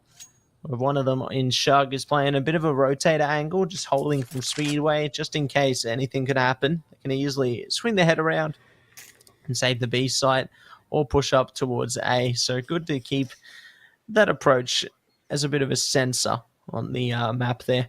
Speaking of, sensor going to be the Pleasant Doctor as these T's look to push up, ready to swing that corner. Let's see if they do it right now, Em. Alright, he's going to at least try to throw the smoke out. And you can see members of UC, they're trying to barrel it down. They know exactly what he is. The Pleasant Doctor is going to take the 1. And they're going to rush him down. They really want the side. They really want to get this one in. And yeah, Paradiso. 15 seconds left on the clock. 3-1. Needs to at least get the plan ready, but he knew that Dion was just outside of the scope, just waiting for him. And now that AWP is going to be safe there for once again. 2 of them, in fact. One that was picked up. This round difference has now started to widen. Adelaide University is starting to look like they're the much stronger side. And USYD going to have to buy everything they can because the economy is in tatters. It doesn't really have too much. And that's kind of rough. Yeah, real rough for them, honestly. Shug now further solidifying that as well with the Pleasant Doctor. Kill after kill, and it looks like Leon will be able to climb that hill there, but not for long as they get knocked straight back down. They ain't getting back up again until next round. But considering the T's taking their time here, it now allows Dion to come through and support Shug on the B site now. Double orbs. I can think of nothing scarier at this point. Looks like Dion will be holding on to the M4 though, getting at least 1 kill there. And will fall down eventually to Paradiso. So CT's maybe opting in for a bit of a flank approach. I can see Ricky's Chicken is getting a bit keen on it as they push their way through the apartments and or second middle. Just trying to see if they can find what they've been looking for. Paradiso slowly is going to work up. It does have the objective with him. Just got to be looking. Yeah, can't really be spawning out too much. This is a 103. This is supposed to be a body trade duel, but he's going to have nothing. Slowly, just dodging. Apraka doesn't see anything. Doesn't look like there's anything. He can already smell. Oh, that's for at least the 1. But it's not enough to deter the efforts from Adelaide University. They've got the 4 rounds to work around with Paradiso, so at least it's going to put the bomb down. It means that they're going to have some extra money to spend on the next round. Most of the members will be able to afford the buys that they do need. But right now, Adelaide University absolutely controlling the pace, waiting for the players to come in. They start swinging. Paradiso gets the first one to the shot, looking for the second, but Ricky's Chicken is going to catch it because it doesn't have enough bullets, and that should be just fine. Yeah, should be all good there, as they will be able to lock in at that defusal and put Adelaide at 3 rounds away from a potential victory here. USYD really need to step on the gas and put the pedal to the metal, because otherwise we could see Adelaide just sweep away with it. And if you're a USYD fan, it would not be good at all. But we'll be waiting things out now. T's already getting that early banana presence. Dion ready for a swing as well. Could actually get caught there. Shix going to be able to find Shug. So decent start from the banana attack so far. They've only got 1 player to really deal with, but there is more on their way. Yep. And Shakes and Paradise, they're doing quite a good job. But then right after you see Leon also on the AWP, this is threat on the map, and you see it's going to use that unique strategy where usually it's just going to be the one sniper. Sometimes you don't even have that sniper. But they're going to quickly pick up Dion. Pleasant Doctor is going to quickly reverse into the flash, waiting for Genesis, and that's a huge one right there. Waiting for the second, could be going for the swing, just basically going for the reroute. I haven't really thought where he's rotated just yet, but it's going to be too easy. Luke is going to finish that one off. Now, 2-on-4 situation. It's not as easy as you think. And Paraducer from the back attacks the flank of Adelaide University, trying to deny them to move to the 14. And now Autonatus, no, it's just going to be put down. And that's going to be the round you see it desperately needed. Yeah, a bit of a rough one for them, but they at least managed to bring themselves back together here. So take a look at the bell tower there. Love to see it. Love to see one of the many marvels of this wonderful map of Inferno. But let's see if USYD have what it takes to use that last round to kickstart them back into gear here and take a few more. Definitely going to need it if they want to settle the score between themselves and Adelaide. That is for sure. Still plenty of time in this round, though. You can see that the T's have started to make a bit of a V shape on the map. Maybe changing now to a B shape instead, perhaps.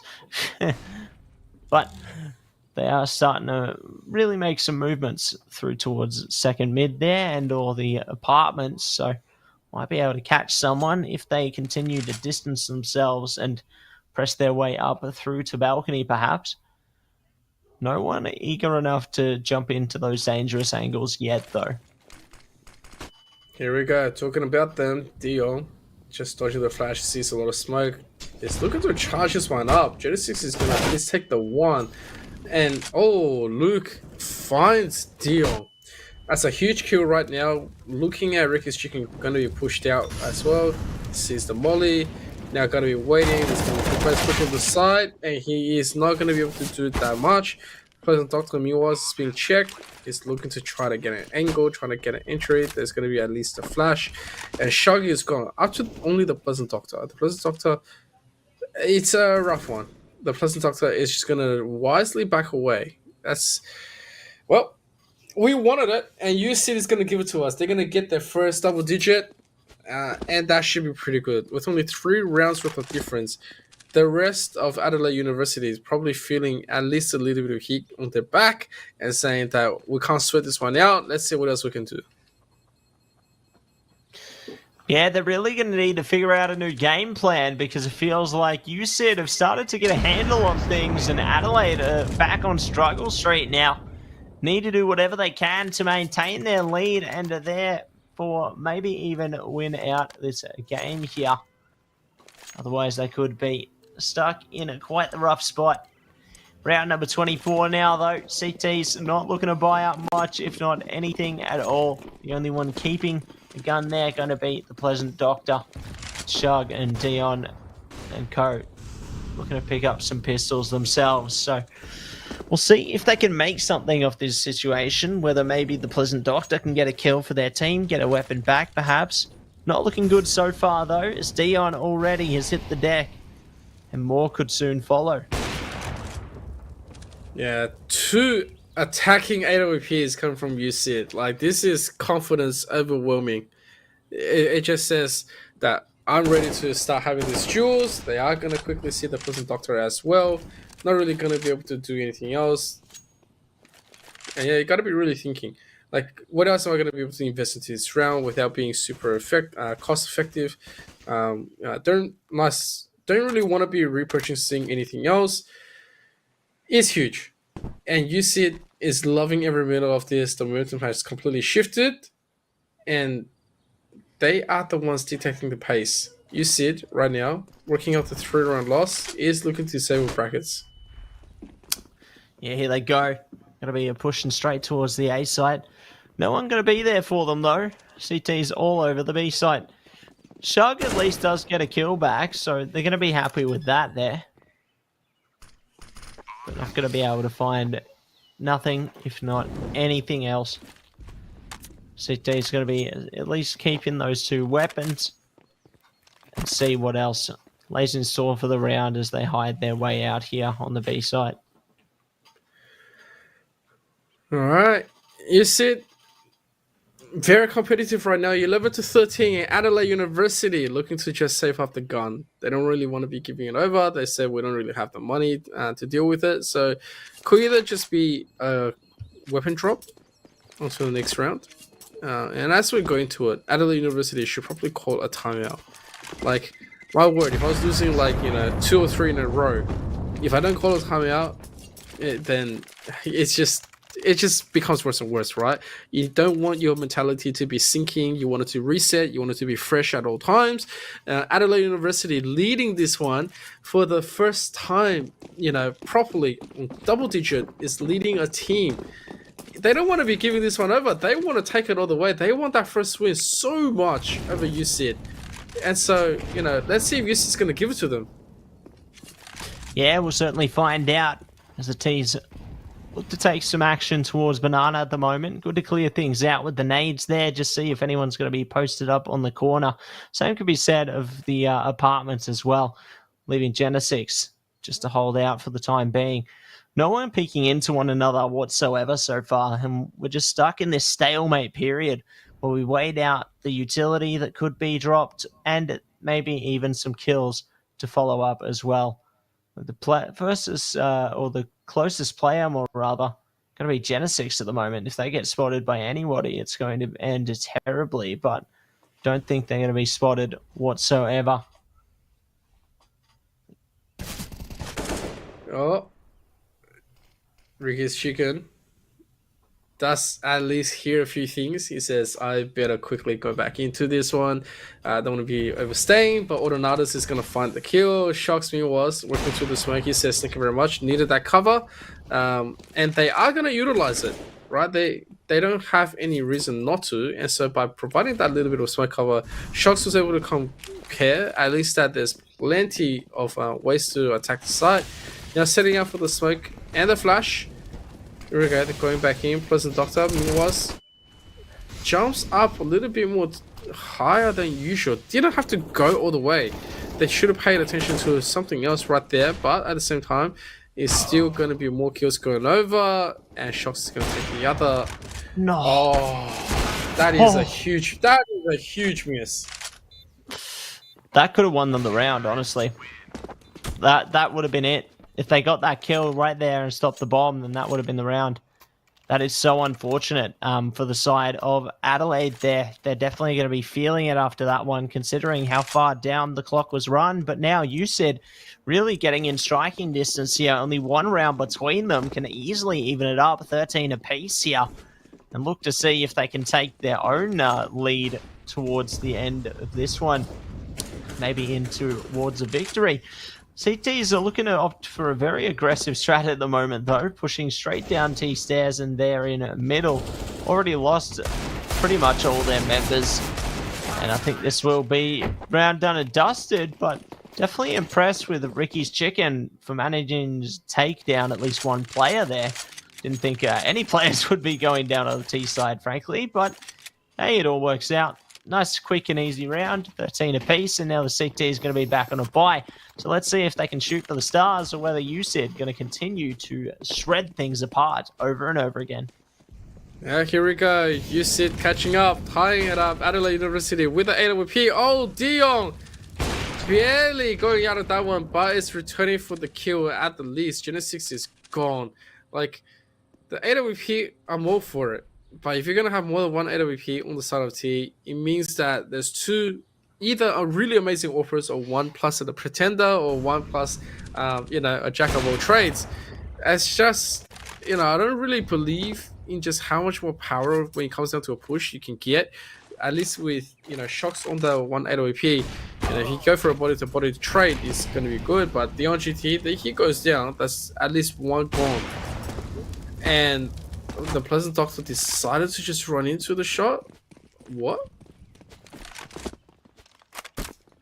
I don't know. Definitely an interesting one, to say the least, but it is what it is. Less than 50 seconds to go now, though, and Shix will be able to take down Ordinatus. So a great way to kick things off in towards the B side here for our T's. And they've also got a flanker in Leon, ready to strike in the back as well. So this can easily be the deciding factor that gets our T's the lead here. And it, in fact, will be. 14 rounds taken. All they need is 2 more rounds now. And the CT economy is in the bin. Send it away for collection. It is not looking good. Yeah, you see it right now in absolute dominant control. Oh, Adelaide University is going to become a heartbreak. Yeah, but, you know, they can't really be doing anything else. They have to respect the economy game. If you don't play it, you're going to be in a loss. Meanwhile, Shocks is going to be just walking through the AWP, waiting. Dion hasn't really made for the swing just yet, waiting for the... Oh my god, waiting for the corner shot. And yeah, I mean, no one is going to blame him. If he swings out, just go for it. Like, he's so close. Yes, that's the first one. Waiting for the second. And no, Shocks is going to stop it with a nade. And the rest of the players are ready for this. Ready and waiting. Gonna be jumping straight into the action here. USYD pressing up, taking them down, looking to do everything they can to get that bomb down now. Ricky's Chicken and Ordinatus gonna be the last 2 players standing here for Adelaide University. We'll see if they can manage something from construction or in the garden there. Just looking to creep into the angle. Luke ready for it. As soon as they try swing, it's going to be game over. But no, Ordinatus find the first blow there. And it will be the next couple found by Paradiso. So USYD take themselves to map point at long last. We could be on the home stretch here unless Adelaide plays for OT. Oh, Adelaide, you were looking so good. You were looking so hungry, ready to close this one out, but you have started to fall just at the wrong time. And now, 2 rounds to bring us to OT. Gonna have to play to perfection, can't be making any mistakes, try to do as much as they can, quickly get the smoke out. And look at the position of USYD. They spread out, they fan out, they say, alright, we're happy to take jewels, the trades, everything about it is going to be just fine. Let's slow it down a little bit. We don't want Adelaide University to pick one up out of nowhere. And as we say that, Leon is just searching for his chances, looking to pass his bomb all the way in. And it looks like he might just get it from the boiler room. Doesn't really have the ability to go and check just yet. Yeah, doesn't have the ability to go and check it just at the moment. Time ticking. Might be able to find it soon, though. Util coming out from the T's here, and they already find an opening. CTs respond back just as decisively, though. And it will be the same said for Genesix there. Bomb going to be on the ground, and Shug, the sole defender. T's have to play their timings right here. We're going to push into it. Don't get the kill. Shug, too powerful. Teammates around the corner now. Can swing on to Luke if Luke peeks out here. Fire comes out. Timing no good. Pleasant Doctor having a pleasant death. And it will be Ricky's Chicken in the same boat there. Shug, last player standing, and the T's have already dispersed off the site. All they need, get this bomb down or get this kill, and it could be game, set, and match here. Shug, the pressure's on. Luke going to be holding this corner, waiting patiently outside the library. Shug looking to take the long approach, though. Really pondering on it, but it looks like they're going to be doing it. So, one last chance here, Amp. One last opportunity. Can they do this? Oh, this is very, very important because this is the fate of Adelaide University. Shug's here, waiting. Does spot this one out. Shug is here. He is going to be the first kill, but that is it. The nade to find Shug sends him out of here. It is going to be the heartbreak. It is going to be the one that Adelaide University is going to be dropping. And so USYD, they come back and do the almost impossible 16-3 over Adelaide University with their first win of this season. Yeah, really a big shout out to them there being able to get their victory. They're definitely going to be satisfied with the result there. And I think that we're satisfied as well. Really great to see such a strong comeback. You know, Adelaide, they had their hands on the lead for so long. And then USYD were like, nah, not going to happen. We don't want this. See you later. And they come smashing their way through. Yeah, absolutely. And at the same time, you know, you got to be thinking Adelaide had a lot of good opportunities that they were able to capitalize. Some was lost under the pressure, but that's the competitive state. Whether you're going to be forced into a pressure to miss a few shots, or you're just going to be having your adrenaline pump all the way to the max. And so 16-13, congrats to you, Sid, for taking this one. But guys, don't go anywhere. We're going to quickly cut into a BRB, and then when we come back, we'll be here for the third match of the night. We'll see you then.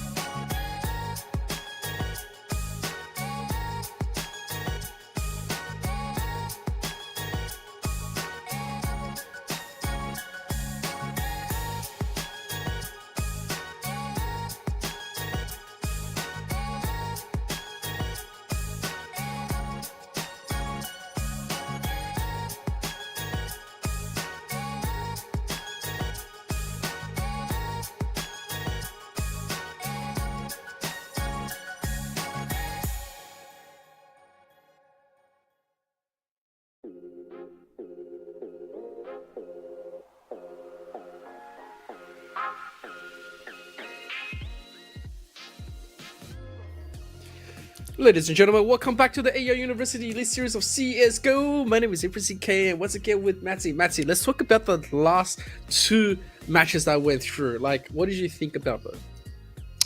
Yeah, first one was really good. Second one was really, really close, actually. Yeah, definitely pretty exciting matchup, I got to say. It ended up being 16-13, and that was a big surprise. I thought that Adelaide might be able to close it out, considering how they were performing in the initial stages. But no, USYD had something snap within them, and they definitely turned it up a notch.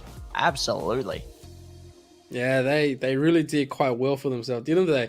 And so, right after we have RMIT against Monash and UOM against UTS. But before we do go through, introducing RMIT, you got Tham, Maker, Danger, Lime, Swift, and Magic. And on the side of Monash, you got Captain Yang, 9, J10, Sentinel, Main, and Ditto.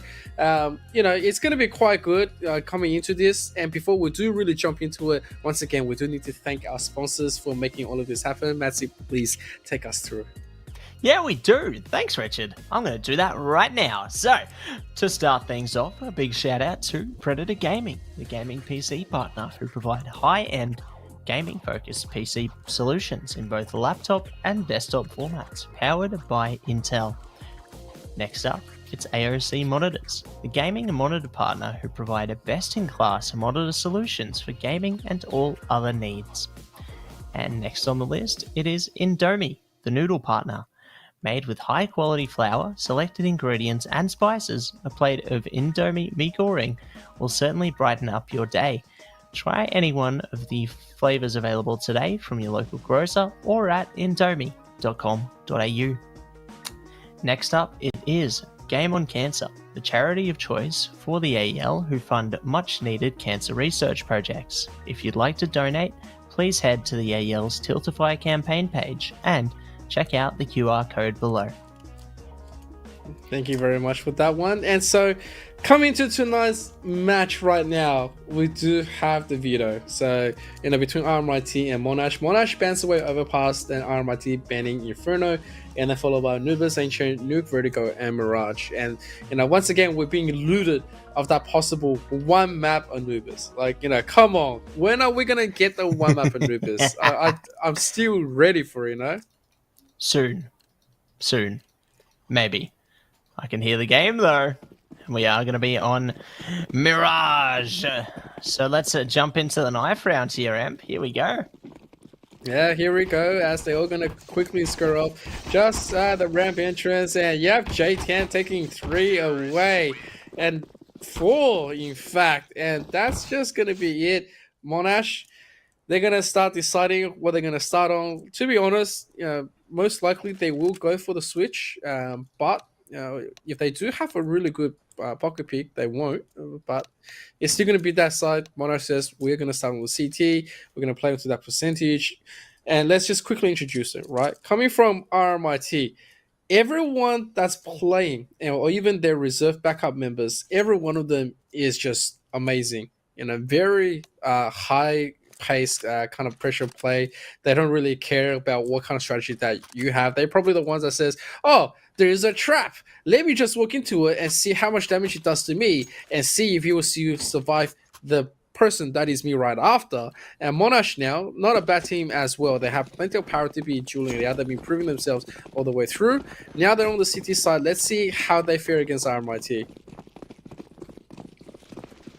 Let's check it out right now, as I will be jumping in to the B side. Ditto, huge kill to start off. Danger going to be able to respond straight back, though. Going to do a lot of damage here. They haven't spotted J10. Uh-oh. Now they're going to spot J10. That's going to be too little too late, I'd say. Fate already sealed there. Doing so much work. Danger finally deals with it, though, but does get shut down themselves. Lime able to strike back here. Looking for a little more out of it, but they will go bye-bye. So Monash take away the first one there. Nice little surprises coming out from them, and it will be a decent start. Yeah, RMIT don't even get a plant, so that's a advantage that Monash has been looking for. That's something that you definitely want to do, especially if you're playing against the top ranking team 6 weeks in a row. And saying Main is going to take control with the scout at Nest. Going to completely get that open one up, and now does get the headshot onto Maker. A lot of fire comes through, but not enough to take it all the way down. Magic and Lime both super low, and they are looking to go in. Tham is going to be finished off. There goes Magic. Dangerous down. A very, very squishy lime, and they all get quashed. And Monash take the second quite comfortably. Can be happy with that. Absolutely. Not a bad way to come out of it at all there.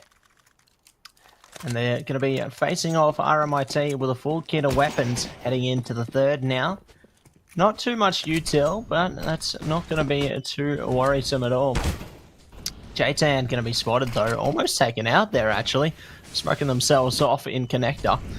Good response time coming out there from him. We'll see what they can do though, as the T's are ever eager to try and strike first here. Already pushing up connector. They might even get a kill first. There we go. Danger starting it off. They haven't spotted Dito yet though. It's a very interesting little bit of take coming in. The start from Monash was looking to get a little bit more control and pacey setup, but RMIT just getting these individual duels here. They do find Dito eventually. They pretty much not touched minus Lime, and they have the side. They've got everything locked down, and now Lime is going to make his way through to back up the rest of his team. Monash hasn't really got a lot to be dealing with this. I mean, surely you can try, but Sentinel, like, completely being given away without really putting away anything else. You have full utilities that hasn't been put through, and JTN is just looking to bite his way, talk about how to survive into the next round without being thought out. And the rest of RMIT, it's just fanning themselves. They're trying to go for the hunt. They're already playing to what we expect them to do, and they're happy to be taking this round a lot more comfortably. And yeah, that's it. There we have it. Boom shakalaka. And that's going to be the burst round for RMIT there. Great response from them. They had a bit of a rough start, but they do manage to pull themselves back together. Monash's economy not going to be in the greatest state either. Well, it's not bad. The only one really suffering is Captain Yan at the moment, but otherwise it's looking pretty good. So they're still going to be in decent straits here.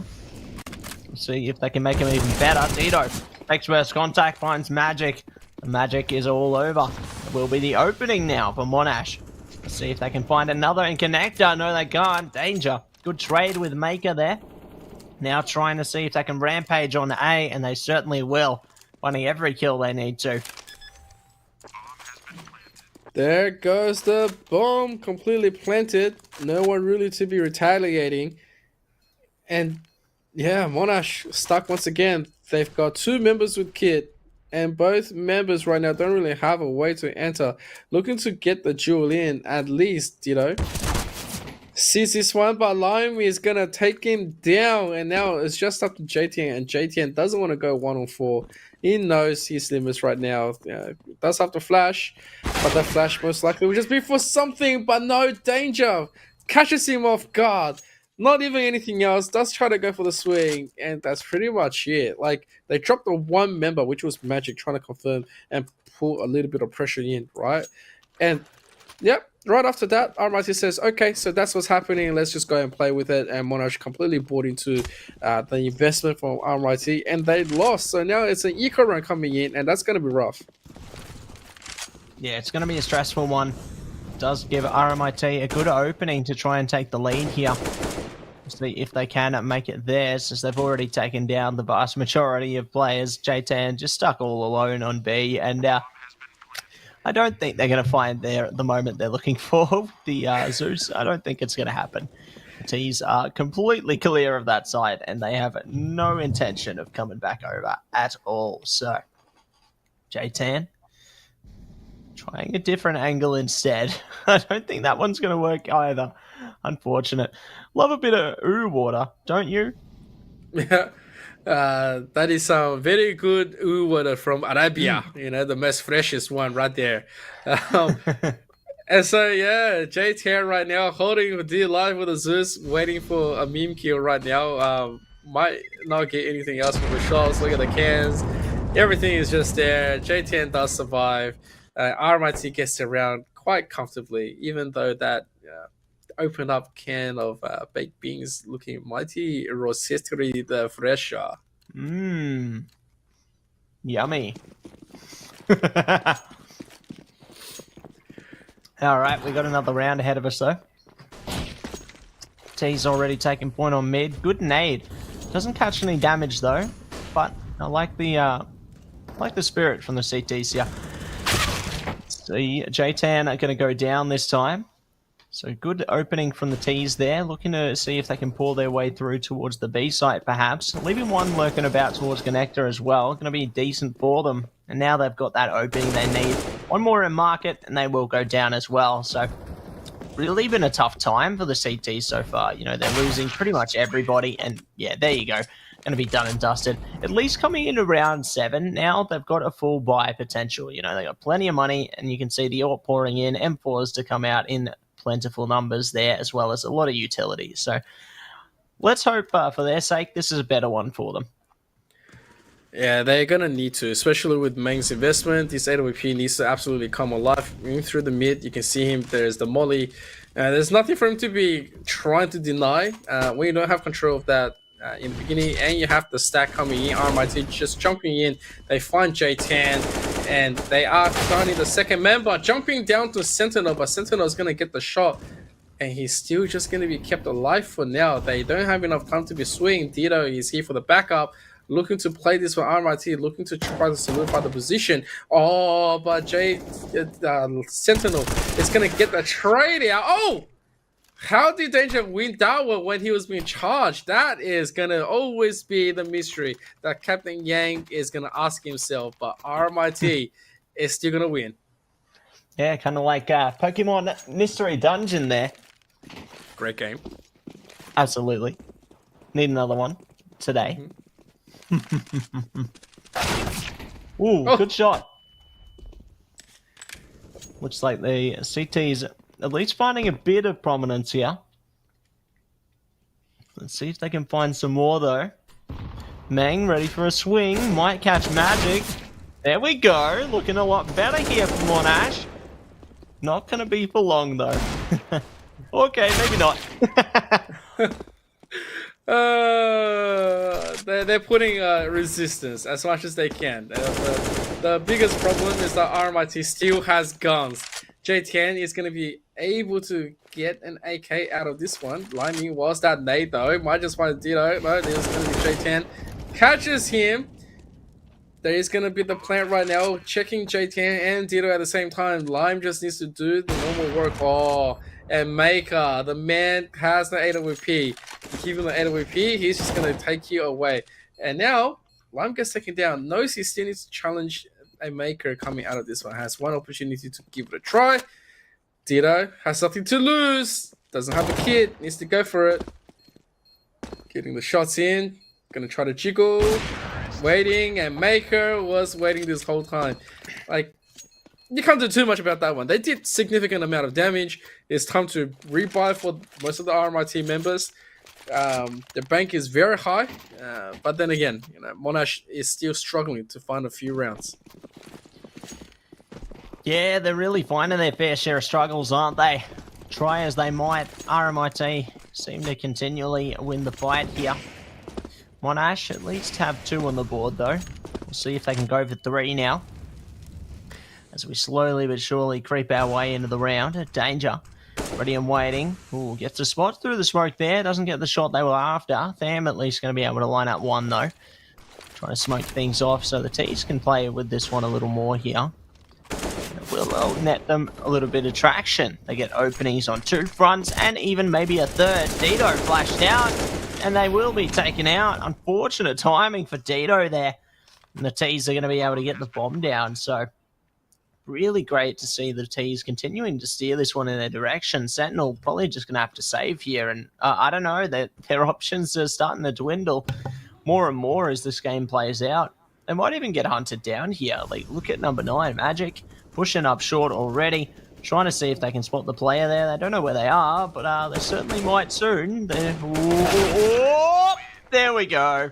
And that's the round done and dusted. Good to see they leave no stone left unturned, Imp? That's it. That's RMIT for ya. They really hate having you safe. they say either you give us all your money or we're gonna take it away from you. Like, you know, one way or another, they're one of those, you know, aggressive sellers. You know, they don't really show any form of passivity. They just know that it's just gonna be working. So coming back in, Match is gonna quickly find an opening kill onto Mang, and Ditto does equalize that one up, but you can just tell the members of RMIT is just going forward. They are gonna find Lime at least, and they're going Julie's all the way. It's another quick round coming in. RMIT members, 3 of them does go down, but those 3 members have plenty of money. In fact, the whole team of RMIT has money. They were all pretty much capped. Wouldn't be surprised that they're going to be like this for the rest of the rounds before we go for the switch. Double AWP is going to be on deck on the side of Monash. They are looking desperate as they're trying to at least get something going for it. No one controlling the nest. Maker is just going to quickly take control of that mid. That's going to be looking to give that control of the map back into RMIT, where they can pick and choose how to play it.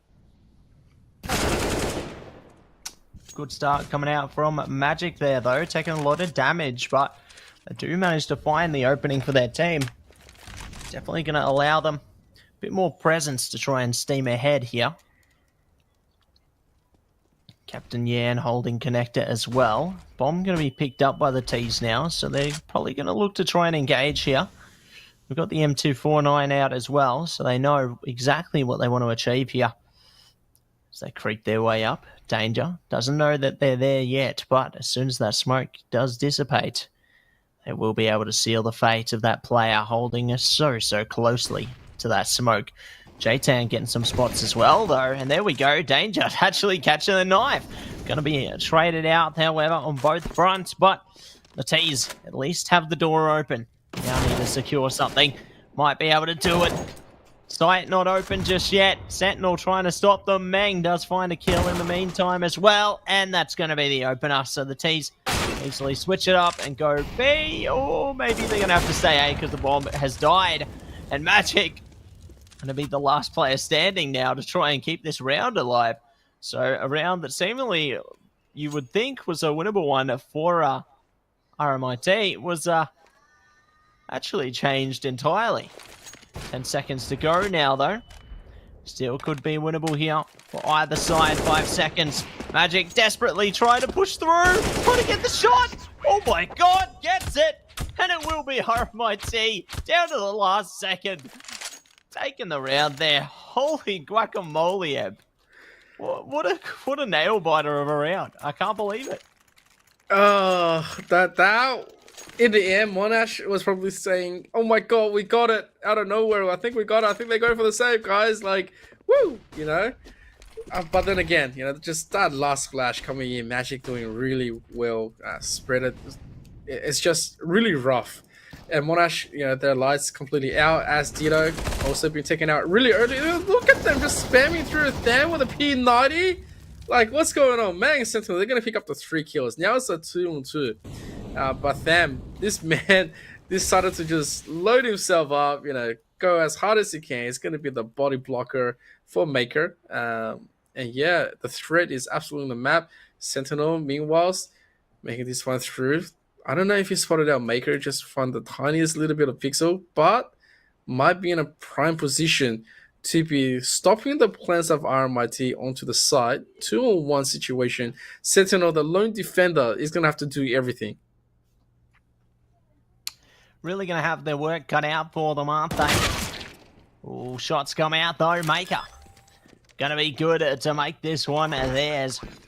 Both players are very tagged up, though. Meng are going to be a very healthy player now. Could definitely win this one. We'll see if they have it in them, though. No utility, raw peaks, raw passion. And the same can be said of our T's here. Raw passion could be coming out from that P90 or the AK. And there it is. Raw passion from the P90, taking away the round for RMIT. Things are just starting to look worse and worse. RMIT with the monies, their wallet absolutely tanking the rest of Monash. And once again, we got the P90 repurchased by Tham, and it's going to be the Nagi from Live. They are already starting to do the usual stuff. Captain Gang with the AWP. They have to do so much to stop RMIT that they gave up. this kind of defense. Magic Athame is gone though. Yeah, gonna have to say goodbye there. A few more kills to run their way through as well. Danger at least going to be able to trade one back there. Looking to make the push towards the B site. Does have Dito to worry about pushing out of the window. Will be able to take out their teammate. Don't know where Danger is yet though, but Danger going to get shut down. So Monash will be able to take a round back there. Number 3 in their favour. RMIT not really going to worry. 2 players were almost max cash and they can easily buy up whatever they want. So they're going to be happy with that. Oh, look at the play. the SGs with the P90s and the 2 AWPs. They're just going to rely purely on the utilities and P90 just charge.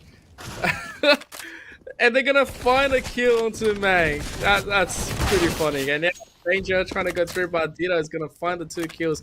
Really nice stuff picking that one in. Lime meanwhile is going to be charging up Dito. He's going to quickly retrieve a gun in the process. Maker haven't really thought too much about his targets just yet. Just waiting for a little bit more info. He's been stopped right in front. Oh my god, literally in front. Haven't made a shot just through the smoke. Oh my god. And Lime's going to find the kill. That's just ridiculous. Oh my god, Maker. He just retreated at the same time, not really putting his trigger in. And they should be thanking themselves for that one act of mercy.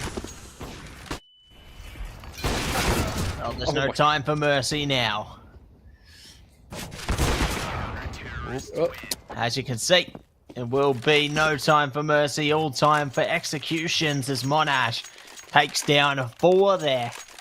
And takes RMIT down a notch. Monash could honestly be on track for a 5 to 10 half, maybe even 4 to 11, depending on RMIT here, but they've definitely found some confidence, and this is exactly what they need at these later stages of the half. You know, they need to find that confidence and strike back while the iron's hot. They need to be able to take these kills and get some rounds. Well, they're going to try to get it at the least. Utility base is going to be thrown all the way. Danger is happy to just completely use his arsenal. And now I'm waiting for the next one. Jiggling through this one. Captain Yang missing the shot. And Danger is going to push in. And oh my god, missing the second one. And is finally going to finish that one, except it's just on 1 health. 1 health in Captain Yang. Not much to do so far. Maker's going to quickly warbang. And yeah. A rough one to lift down. Captain Yan definitely had plenty of space to be working with. And now J-Tan also being completely traded. And there's going to be another one. Tham is just picking up the multiple kills right there. Now up to Meng and Dito. 3-on-2 situation to fight this one out. Tham was going to quickly smoke the entrance into the market off. And Lime working onto the back streets of this. Lime gets that first one. Tham wants to go hunting. Oh my god! Almost got it. And now it's up to Meng. Gets another kill. 1-on-1. Here against Maker. He misses that shot. And he gets it. It's 10-5 on the switch. Wowee. We love to see it. Monash going to be able to bring themselves back and take that 5th round there. A decent scoreline has risen from the ashes. And they are going to be looking to gun it for more as well into this pistol. They've shown a lot of flair into the end of the first half. And let's see if they can make the magic happen again in the second. Creeping their way up towards the A site now. They got CTs to worry about. Some closer than others. Let's see how things engage though. They already look to take control here. Danger falling back. Magic does manage to strike, but it will be traded immediately. The T's not able to get the bomb down yet, but can definitely look to engage that option very, very soon. There we go. Bomb going to be planted here. Danger trying to stop them from doing any more damage. Captain Yan does catch a kill though. Danger looking to find one back, but they get punished. Monash just tearing them apart at the moment. Maker down to 15. Might be going down in a sec as well, unless they can find a magical headshot onto every single player.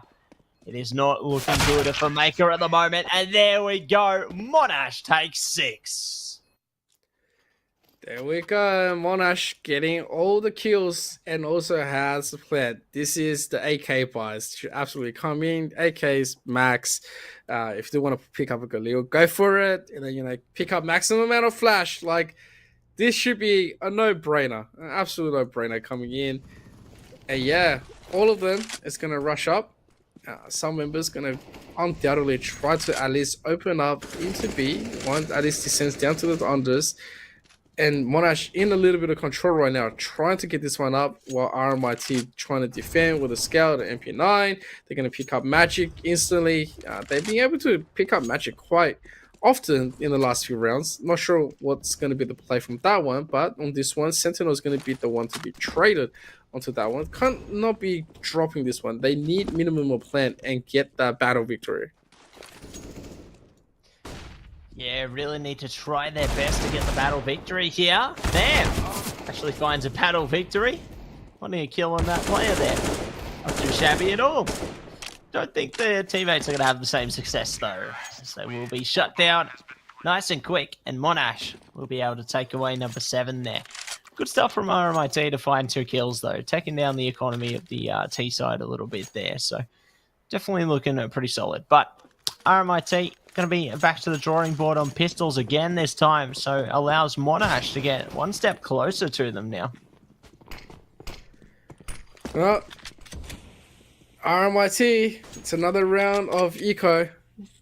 I mean, surely enough, they were playing around before they're going for the switch to a few rounds, possibilities of attacking was just not the normal standard.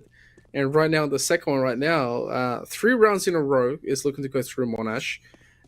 This is kind of rough looking because they don't have any utilities, don't really have anything else. They just want to jewel it out. The rest of Monash, they've already pretty much made the way that they can play as best to their abilities as they were allowed to. And they will keep on punishing if they can, right? Because the rest of RMIT, hang on. Okay, never mind. At least the gun's going to be donated to Magic. Yeah, that's going to be a net positive, isn't it? We'll see if they can do anything with that gun, though.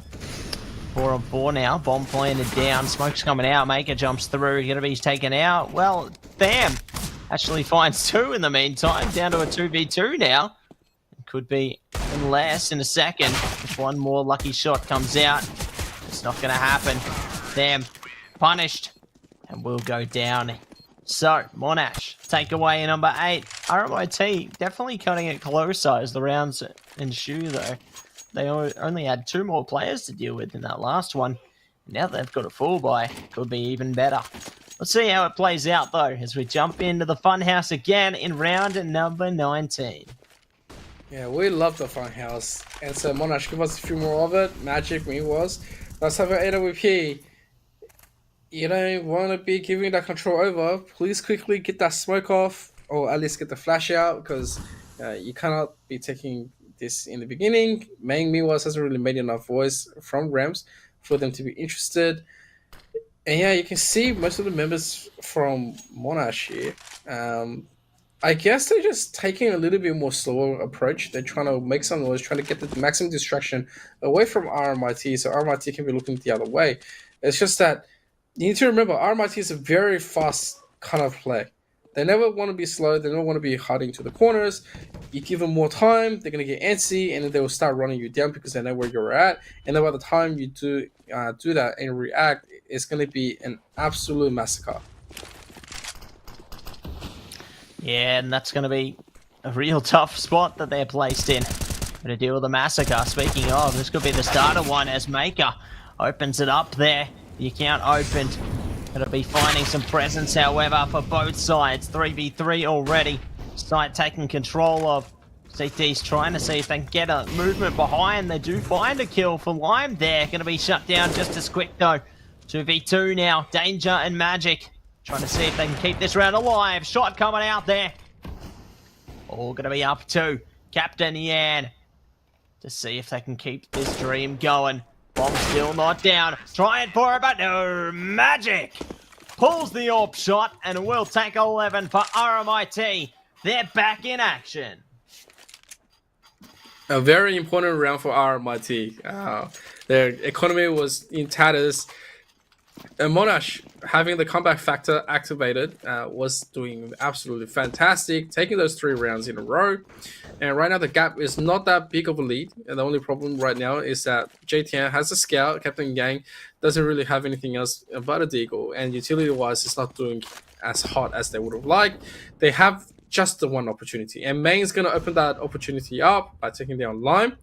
And so, if they do light this one up, and possibility of opening up a B, they can. Otherwise, I would look forward to them to try to at least get the A. Oh, nice. A little bit of jiggling shot coming in. Yeah, so if they go back, reroute, get the A set up, and get this one completely straight, they can go pretty much unpunished.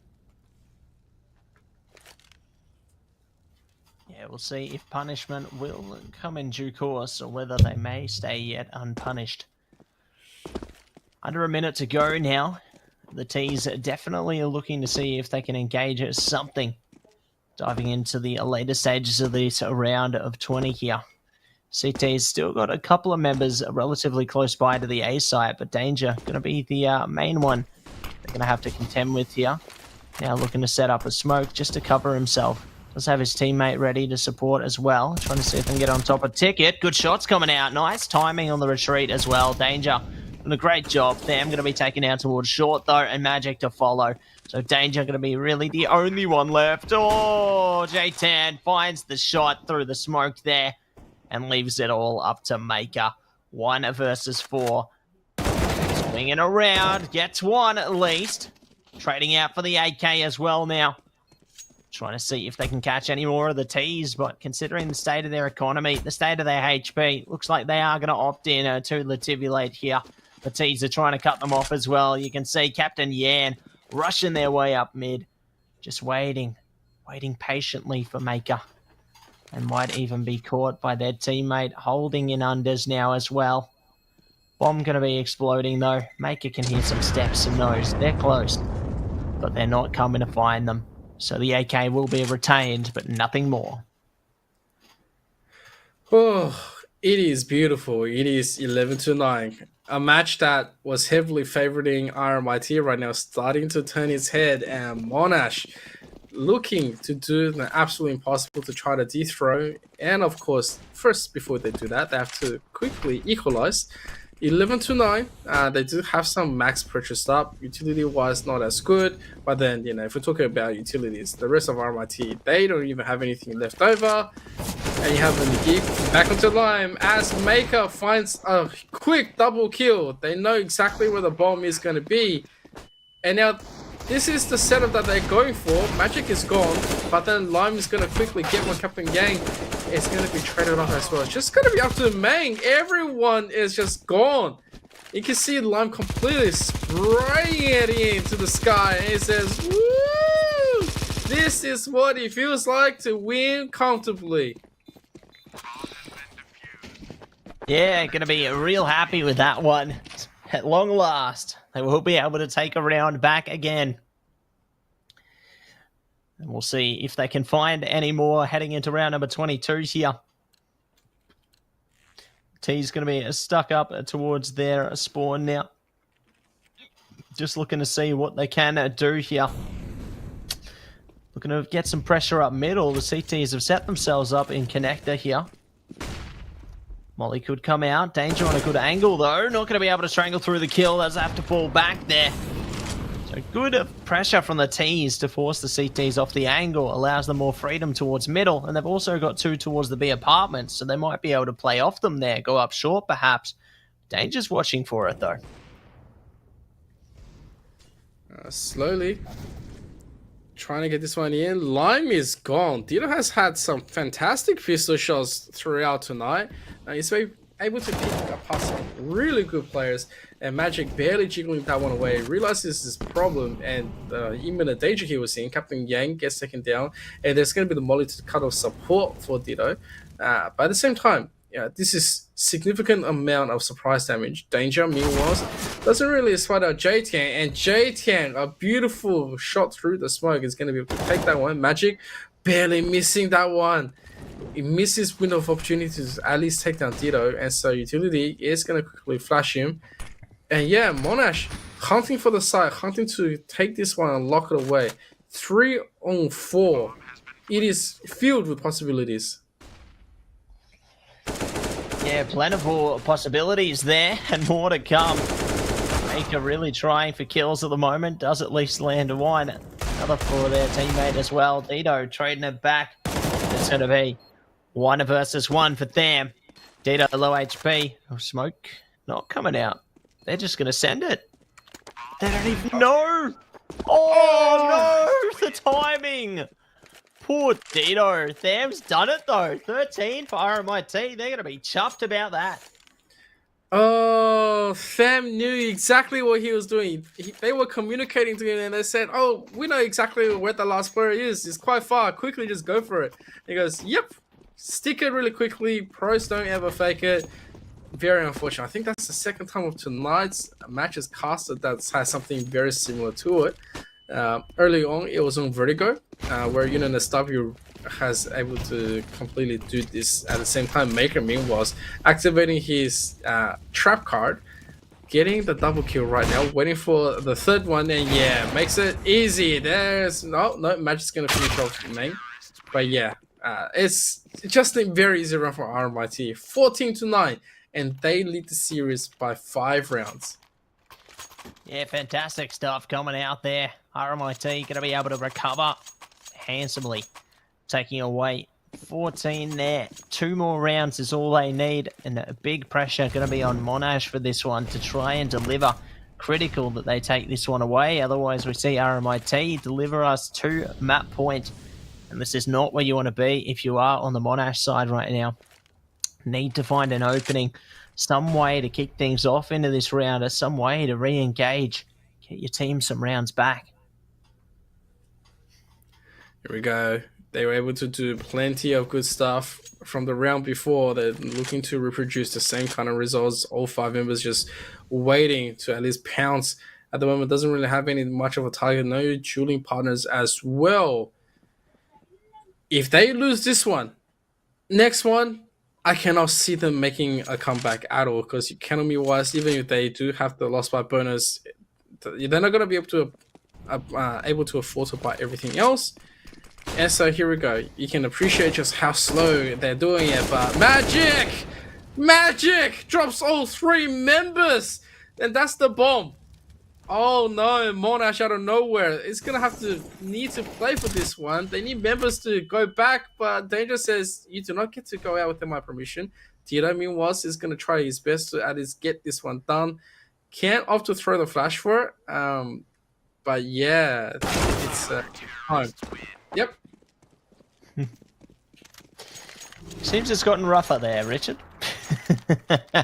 Just a little bit rougher, and it is going to be a force from the side of Monash. They desperately need to take this one, play for OT, because otherwise it is curtains. Game, set, and match here. And we will be on to our next game instead. Definitely a lot to consider if you are on the side of Monash here. They're already losing a couple of members there. RMIT doing a great job to whittle down their forces. Could even further it more. No, it's actually going to work out for both sides. As Ditto comes with some magical shots. And Tham now going to be the last player standing, trying to shut down the player on the A site. Not going to be able to do it this time. At least can trade out for an AK. There should be one in mid. Unless Tham doesn't want one. Nope. Not going to worry about it. Okay, fair enough. We are talking about Tham here, right?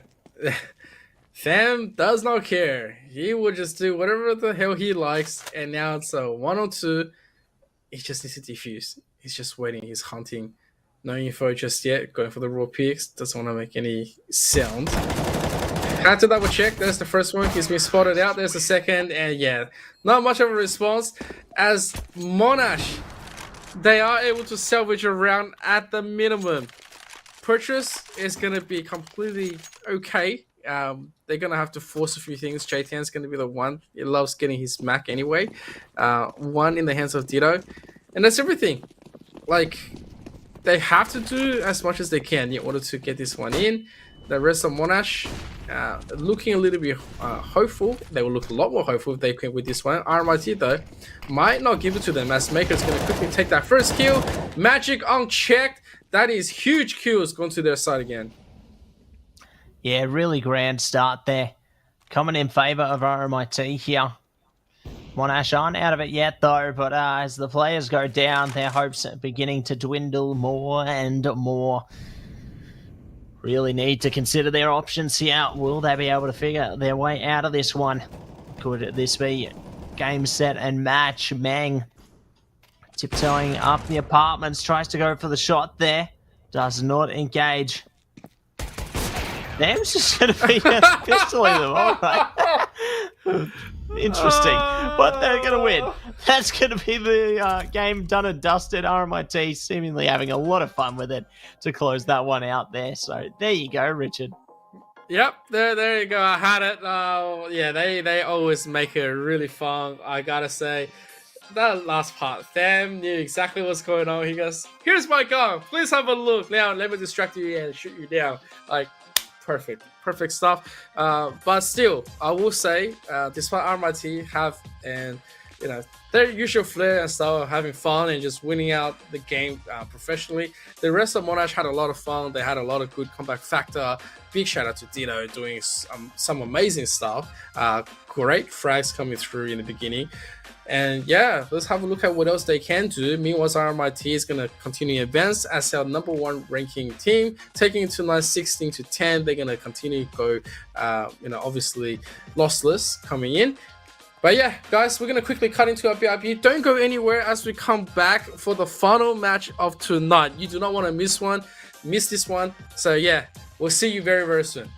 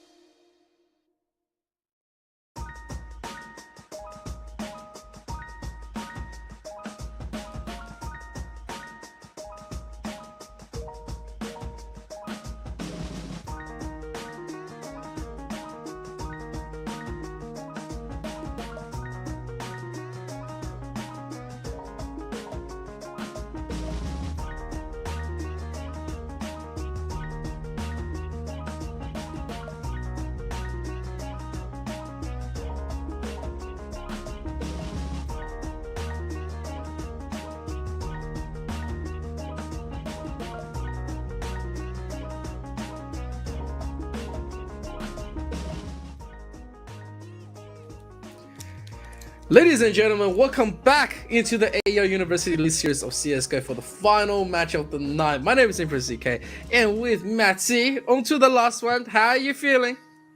I'm feeling good, Richard. I'm feeling really good. It's the last match of the night, the banger, the way to close it all out. I'm keen. I hope you're keen too. I am. It is gonna be UOM against UTS, the battle of the top, I guess. We've seen UOM, they were the first ranking, I think it was like for 3-4 weeks in a row until they were dethroned by RMIT, and now UTS as well. You know, and representing both of them, you got UOM, you got Beaver, Shen, FWA, VJack, and Bosch GG. And on the side of UTS, you have AWorks, Flav, Saradai, Hula Bula, and Ridzi.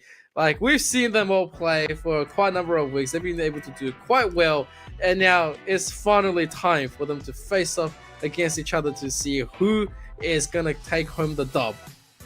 You could say it's time to duel. Yeah. No, keen to see how these two teams fare though, because obviously we've had some pretty promising results from them in previous weeks, so very excited to see how they actually shape up heading into this fourth and final series of the evening, as I'm sure there's plenty of fun action on its way. We've seen some knife kills, some attempted Zeus kills, we've seen Emperor ZK, we've seen TwoTapTony, we've seen all kinds of fun stuff, you know, and yeah, I love the fun stuff. Speaking of the fun stuff, why don't you take us through some of your background, Em? Some of the stuff in the background.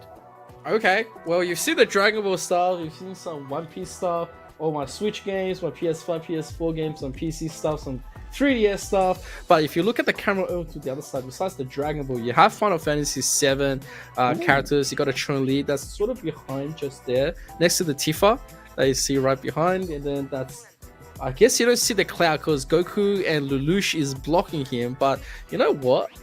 I'll show you. Ooh, here we go. You can see you're a member of the Whitebeard Pirates. Of course, Whitebeard every single time. Yeah, so I don't know if you can see cloud. Actually, let me move Goku as well. Is that Lelouch in your hand or someone else? Lelouch in my hand. The king. There you go. Not sure if you can see it. So you got Tifa, Cloud, Barret, and of course you got Red 13 onto the side with Goku SSJ3. Love it. That's so cool. And I'm not sure if that's in frame on the top. Let's see. Is it on? Oh no, it's not on in frame just yet. But one of these days I should review the top. On top of this shelf right here, on top, there's actually my Strike Freedom and my Amatsuno Mina Gundam on top. They look absolutely spectacular. There's also some Star Wars sets. And on top of that, you've got the Hulk from Age of Ultron. You've got Deathwing from World of Warcraft, Darth Vader. There's my unicorns. There's Zorro. There's League of Legends. There's this whole bunch of stuff. It's not done yet. R2D2. R2D2. Absolutely. Yeah. The King R2D2 right here. the best droid in the universe right there. Love to see it, honestly. That's great stuff. And speaking of great stuff, I reckon we're going to have some great matches on their way very, very soon. Just getting the players into the server at the moment, if I'm not mistaken. So we should be all good to go very, very shortly here. I'm not sure. We'll find out exactly how that's going to go down soon. But Richard, are you keen for this series? What map do you reckon we might end up on? Actually, I think we are gonna go back to Inferno. Had a look at the band. I saw the video just a little bit earlier. But yeah, so talking about the bands, UTS starts the band with Anubis, followed by UAM on Nuke, then Overpass, Vertigo, Ancient, Mirage. And so yeah, we're gonna go to Inferno. Coming to this one, I've seen both UAM and UTS play quite well, and now it's time for them to battle it out in the final match of the night. Give it up for UAM and UTS. And we certainly will, as we jump in to the knife round. Here we go again. It is going to be a face-off in middle. They ask no questions. They jump us straight into battle. And Beaver will be able to find some kills there with FWA. And take away the knock for UOM. So, realistically, should be seeing them probably start CT. We'll see what their choice is going to be, though. I can hear some ready ticks in the chat there. So we should be all good to go very, very soon here. But, yeah, decent little knife round. Keen to see how the pistol goes instead. Yep. Oh, there we go. Yep, here we go. All right. It's alive! Yay! All right, so UAM, they are going to be sticking it onto the CT side, so UTS is going to have to be the one to start it up. They have the 2 flashes and the smoke invested. Yeah, 4 armor is fine. Onto the other side, you also got 4 armor.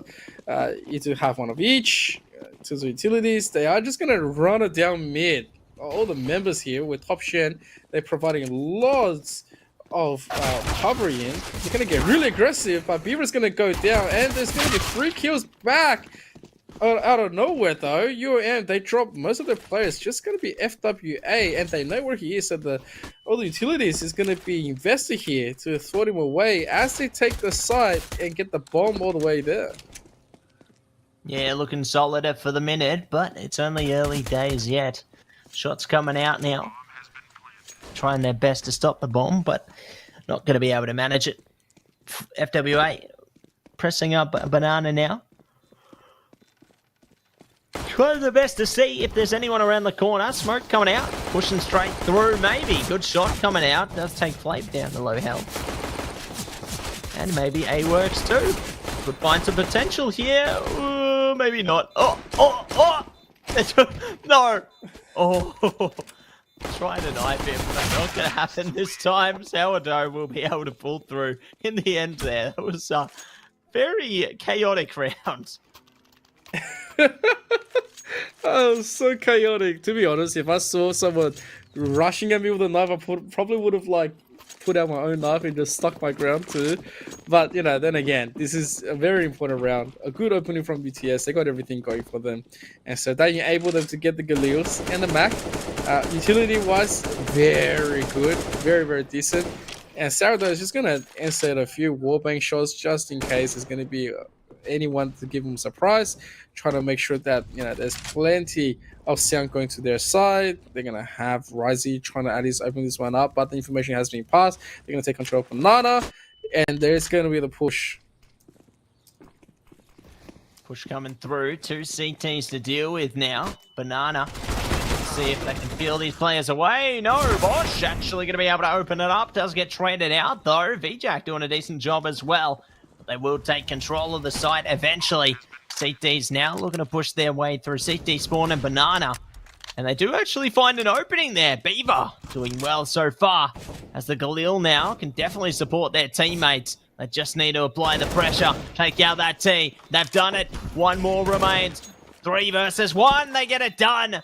No kit required. They will be going straight for a defusal here. And a UOM, they take the round back. What a twist, Richard. That is a huge twist, and one has got to give it up to Beaver for swinging that one, adding to the confusion.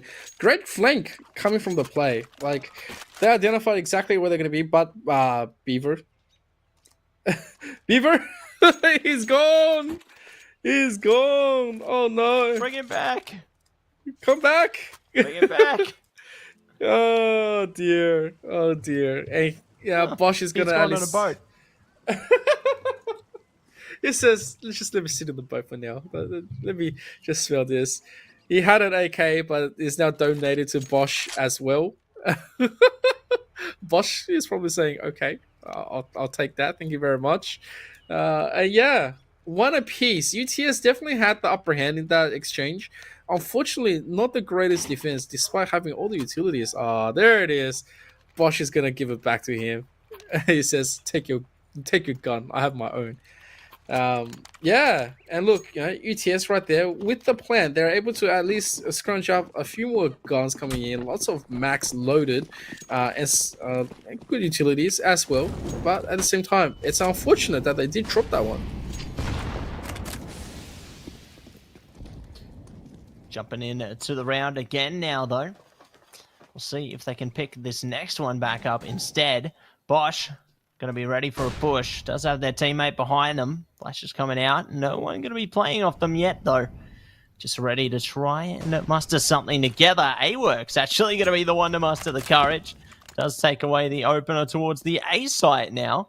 UTS definitely has a clear path towards the site. I mean, AWorks is just chilling, but they're probably just trying to cause a distraction here. See if they can manage to move the CTs away while the Ts go B instead. And it has worked out successfully to an extent. Bosch, waiting though. Looks like the Ts try and swing it back to A, and now they're going to try and swing it again. Could be a bit of a pincer from the CTs if Bosch can stay alive here. Smoke's still alive for the moment, but it can only last so long.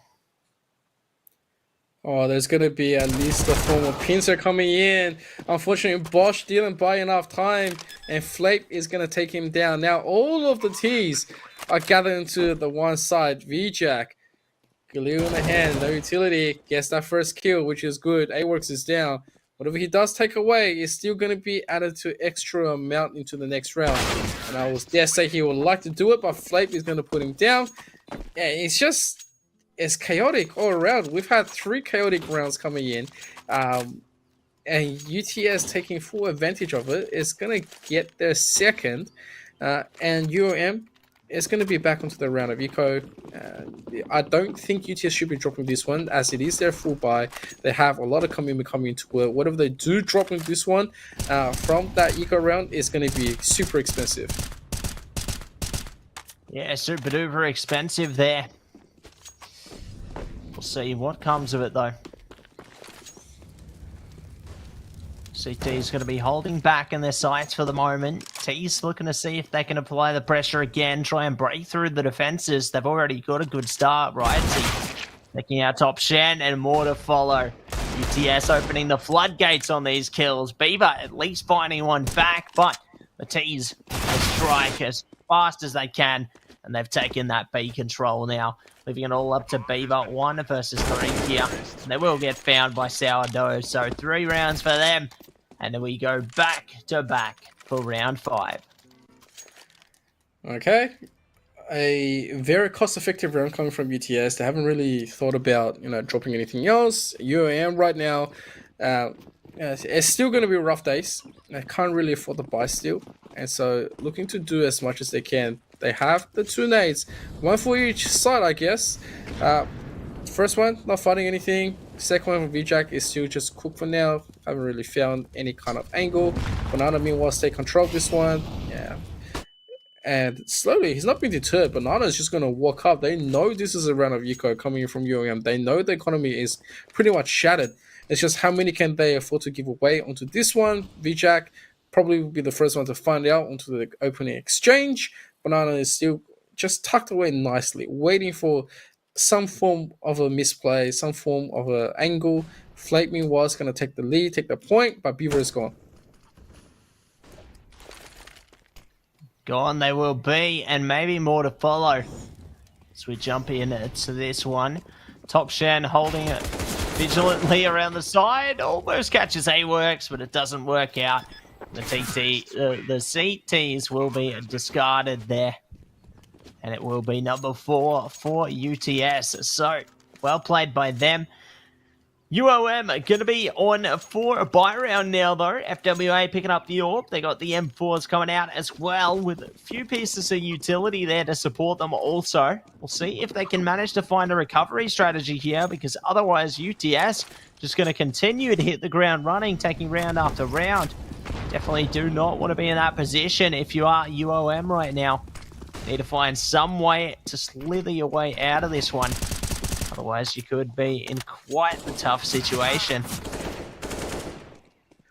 Oh, Banana jumping onto the logs onto that rotation, completely to his doom. The angle I'm very surprised by why he would have liked to jump to that way. There was nothing really coming to his way, and there was no angle. At the same time, FWA did get taken down as well, but still, it's to say the pushing power for UTS has decreased a little bit because they're not ones to really stack aside just yet. Beaver has made sure to cut them down completely. Risey, meanwhile, is trying to at least open this one up from Boiler, but they are going to pick up a kill. Boss GG is gone. The side is completely open. There's no rotations just in. So it's just going to be Risey by himself trying to distract, trying to do as much as he can. And he's going to try to make this one difficult. Oh, Risey, though. From behind, he was just trying to rejoin his team. Top Shen catches him off guard. And now it's a 3-3 retake where banana control has been forfeited. They just have to take out Sourdough. Sourdough with that AWP. Super expensive shot. Really amazing stuff coming in. And right now, the rest of UAM probably don't have enough in the bank in order to go through. Yeah, it's going to be rough for them. Like, they don't have enough to go for this one. 300, 450, it's not great. They can hold on to these AKs, though, and at least have that as a little consolation prize to come in to the end of this one. But UTS already being good for 5 rounds, going to be putting them in a pretty dangerous position heading in towards the later stages of this half here. We'll see if there will be some semblance of a comeback coming out from UOM as we dive a bit deeper, because it's been so difficult for them thus far. They haven't been able to journey the way that they wanted to whatsoever. Just been stuck in this uncomfortable position. And now they're on pretty well a bit of a half buy here. You know, some of them have got weapons. Oh, no, it's actually all right. It's actually all right. Better than I expected. Just one on the MP9 there. So we'll see if they can manage to hold their ground with this one. But if they lose this round and lose all their weapons, it could be much, much worse. Okay, as we say that, Sourdough has taken down Beaver onto that beginning. And so Boss GG completely gone. It's just Banana doing so well. Flake backing him up. And all of a sudden, you know, it's a 3v2 situation. The side is completely open. No one else really for the defense. Sourdough is going to make things even more confusing by sticking to the side, trying to find as much as he can. He can go for the hunt, go for the flank, and yeah, completely catch FWA off guard. But yeah, it's just like that. Sourdough was there first. And now it's a 1-on-3 for Top Shen to try to raw duel into this. He at least knows that the 3 is not all 3 onto the side, but this has got to be super rough. He's trying to look for it. He's very close to being spotted out. Yeah, that flash works into his favor. He's trying to get it, but Flape is going to have the angle first. UTS winning round after round, building it up. 5-round difference here is going to make UAM double think their current strategy is currently not working. And I will dare say that this is going to be a round where they're going to have to just forfeit the buy, try to do as much damage into the eco as possible, and then next round maybe get an AWP on deck to try to challenge this one because they've got no success against UTS Onslaught.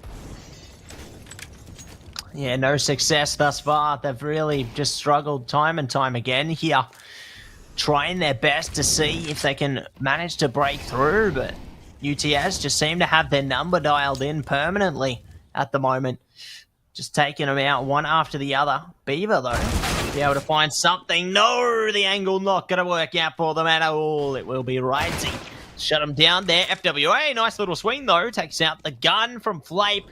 And we'll have an AK in their favour now. Their teammates and themselves not going to be in the best straits either, though. Will be a VJack now down to a 1 versus 3. All they've got is an AK in their favour. Probably just going to end up having to latibulate in this round, to be honest with you. Their money is not great. Sure, they're probably going to buy into the next one, but having an AK rather than an M4 and being able to save some cash definitely never hurt. Yeah, shouldn't be hurting right here. And they have a lot of things to think about. This is... Oh, got to be careful. Drop that one. Oh, okay. VJack, very happy to just quickly quit this one, but he is going to get pushed out. Got to be careful. I don't think they're going to be rushing him up, but they were checking him just in case he made it out. Yeah, it's a 6 rounds difference, and this is UOM sticking to the CT side. one's got to be a little bit scared on what's going to happen onto the switch. UTS showing the prime example of what's going to happen. FWA right now with that AWP is going to be the biggest difference. Going to be the one to challenge AWorks into at least putting a check into the mid, remove some of the option from UTS, so they have to fight for banana control or invest a lot more players into mid in order to get this one through. You can see VJack and Bosch GG very happy to play with this one. And yeah, the rest of UTS, they're going to have to think exactly how to advance. They know that at least the gunbuy is here, at least one AWP on deck. It's going to be plenty of positional power for UAM to readjust to. See if they can take advantage of their positions, though. Sourdough already kicking it off again, trying to see if they can manage to take out more players as well. Flash is coming out there. CT's posted up towards Diggity and Library. Well, not for long as they've been wiped out again. Leaving it all up to Bosch GG and VJack now. And Banana on the lurk as well. Definitely can work out favorably, especially if we see Bosch trying to push up. There we go. Bosch is down. Banana, great position. Leaves it all up to VJack now, holding on to that AK, and they're probably going to have to just save again. 7 rounds taken by UTS, and they're on track for 8 already. They've just had such a huge game. Yeah, from the beginning to the end right now, UTS only dropping the 1 round after the pistol. It's very, very tough. All right, UAM is not a bad team. It's just that right now their strategy is being completely picked apart by UTS, and that's a shame. That's a big shame right now. Some rounds that they shouldn't be punished, that they punish themselves into it. Not the greatest amount of synergy has come out, and the play, hasn't worked out to their favor. And once again, money's not looking as well. If this is going to be a situational awareness thing, then yes, they might need to double think. You can always go and just buy completely into MP9s, and that's what they're doing. MP9s, lots of utilities, try to go for it, try to at least stay competitive. It's 7 rounds difference now. This is a little bit too huge. They can't be afford to be giving up another round where it becomes a possible 9-1 just because of an eco. And then right after try to compete, and the double digit is going to put too much threat onto the map.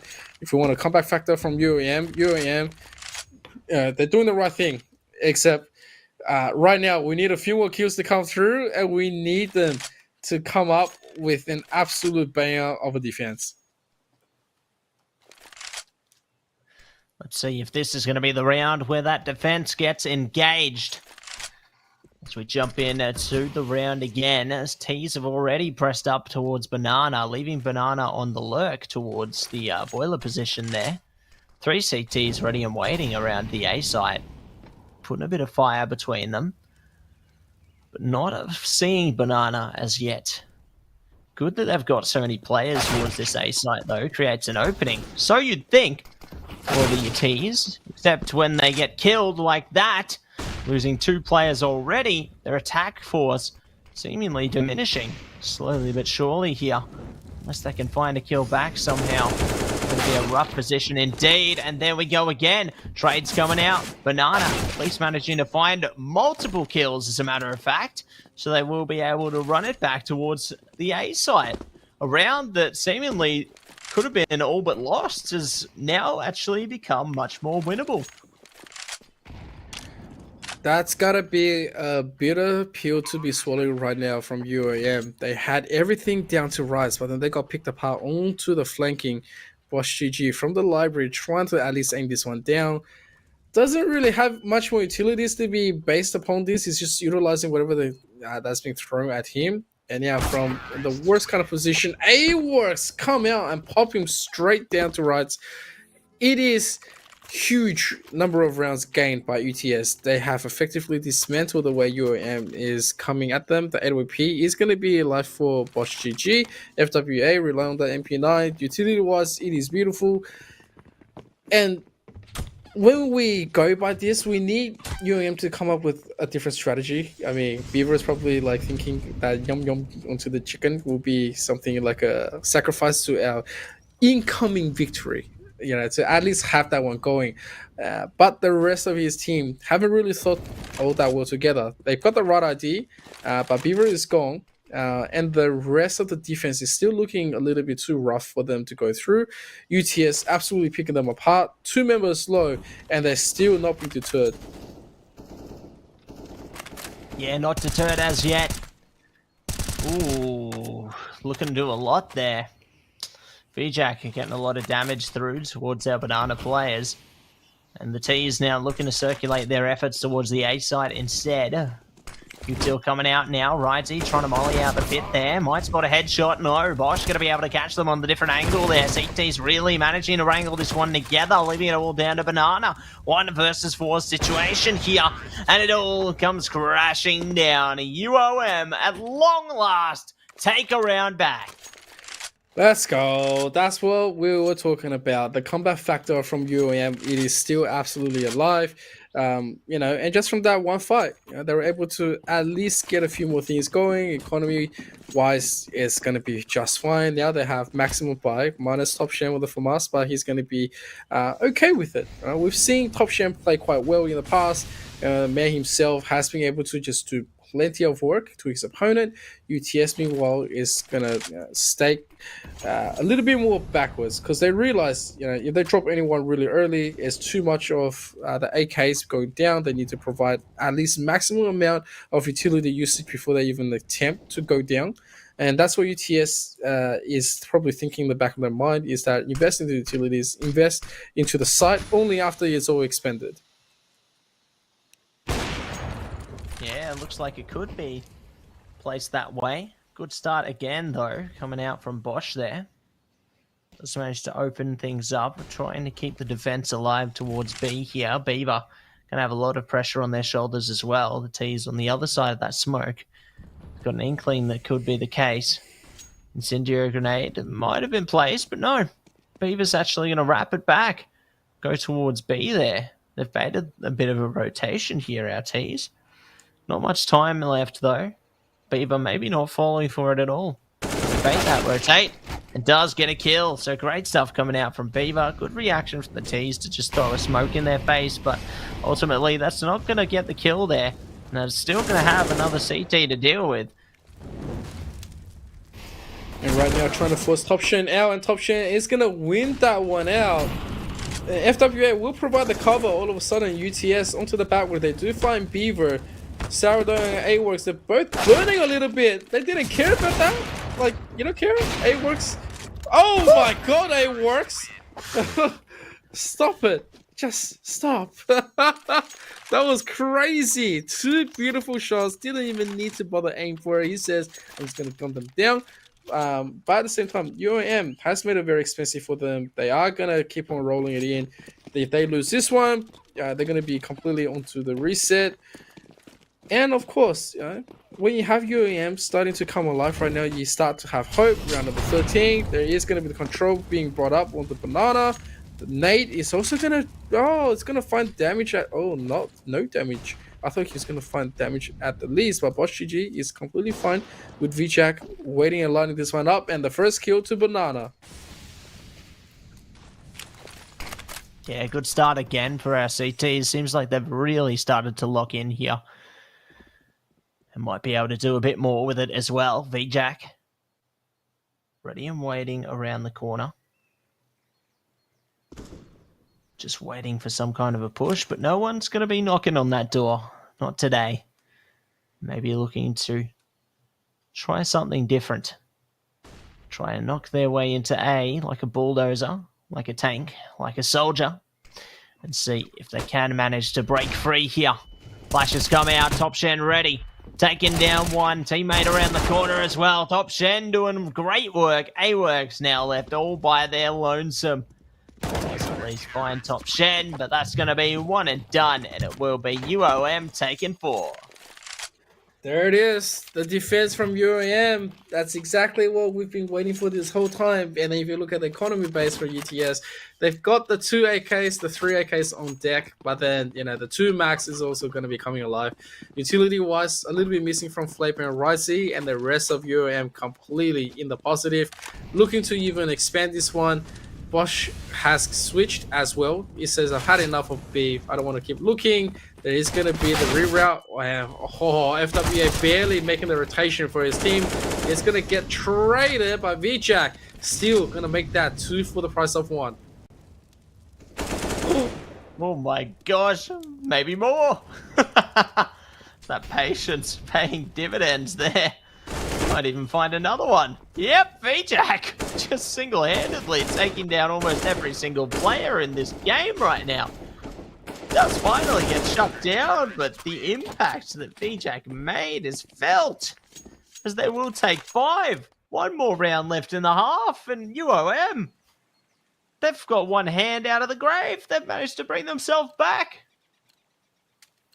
That's UOM for ya. Every single time you count them out, they say, "Hang on a second." Like, you know, we stuffed up the beginning, but then we'll make it up right after. We have something called the UOM comeback factor, and so, you know, with that little bit of a difference right now, you got the economy from UTS completely down. No AKs. It's just going to be the Galils and the Max.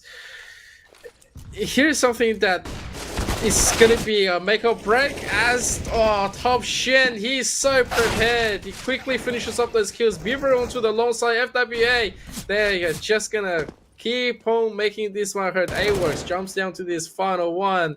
Trying to get this one 1-on-2. UAM just has to wait it out. AWorks chucks the smoke. Want to work this one in. Oh, he wants to make a play. But Beaver from outside just sprays it down. And from a 9-1, we go to 9-6. It ain't over. It's not over till it's over.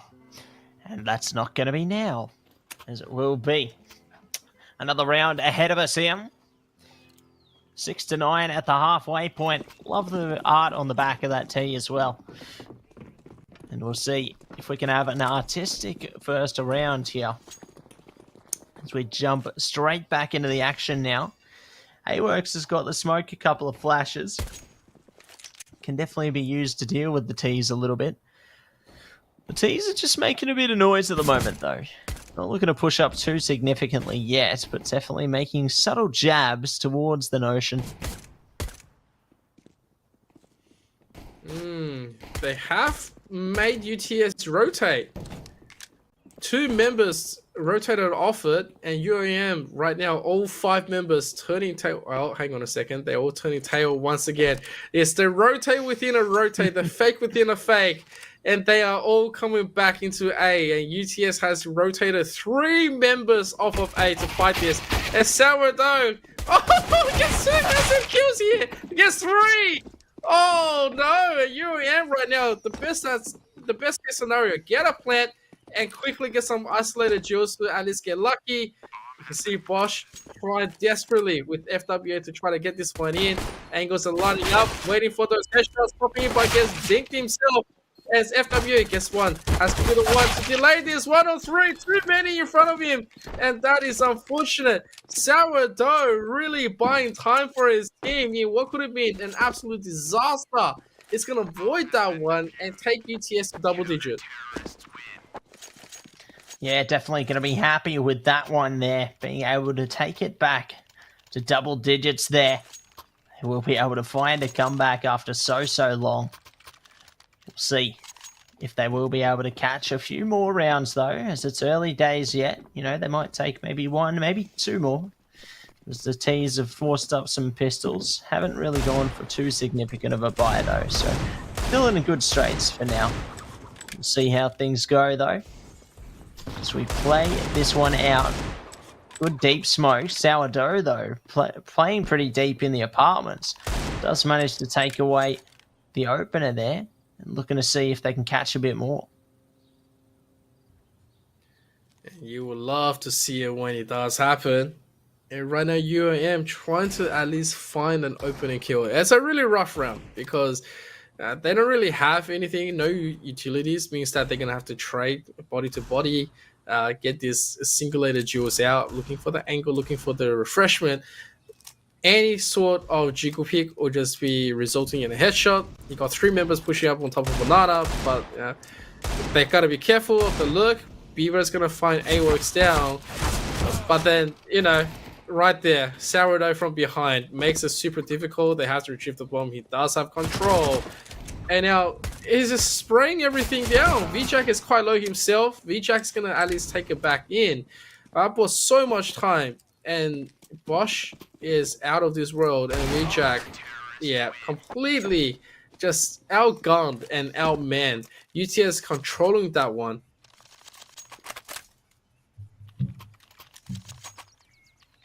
Yeah, good way to bring themselves into it again, taking 11 now, but obviously UOM going to be in the driver's seat again, having a buy behind them and a few bits of utility to support their endeavors as well.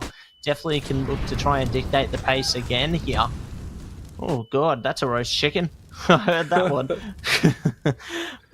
Looks like they're trying to make some roast chicken in mid, maybe call Ricky's chicken. Who knows?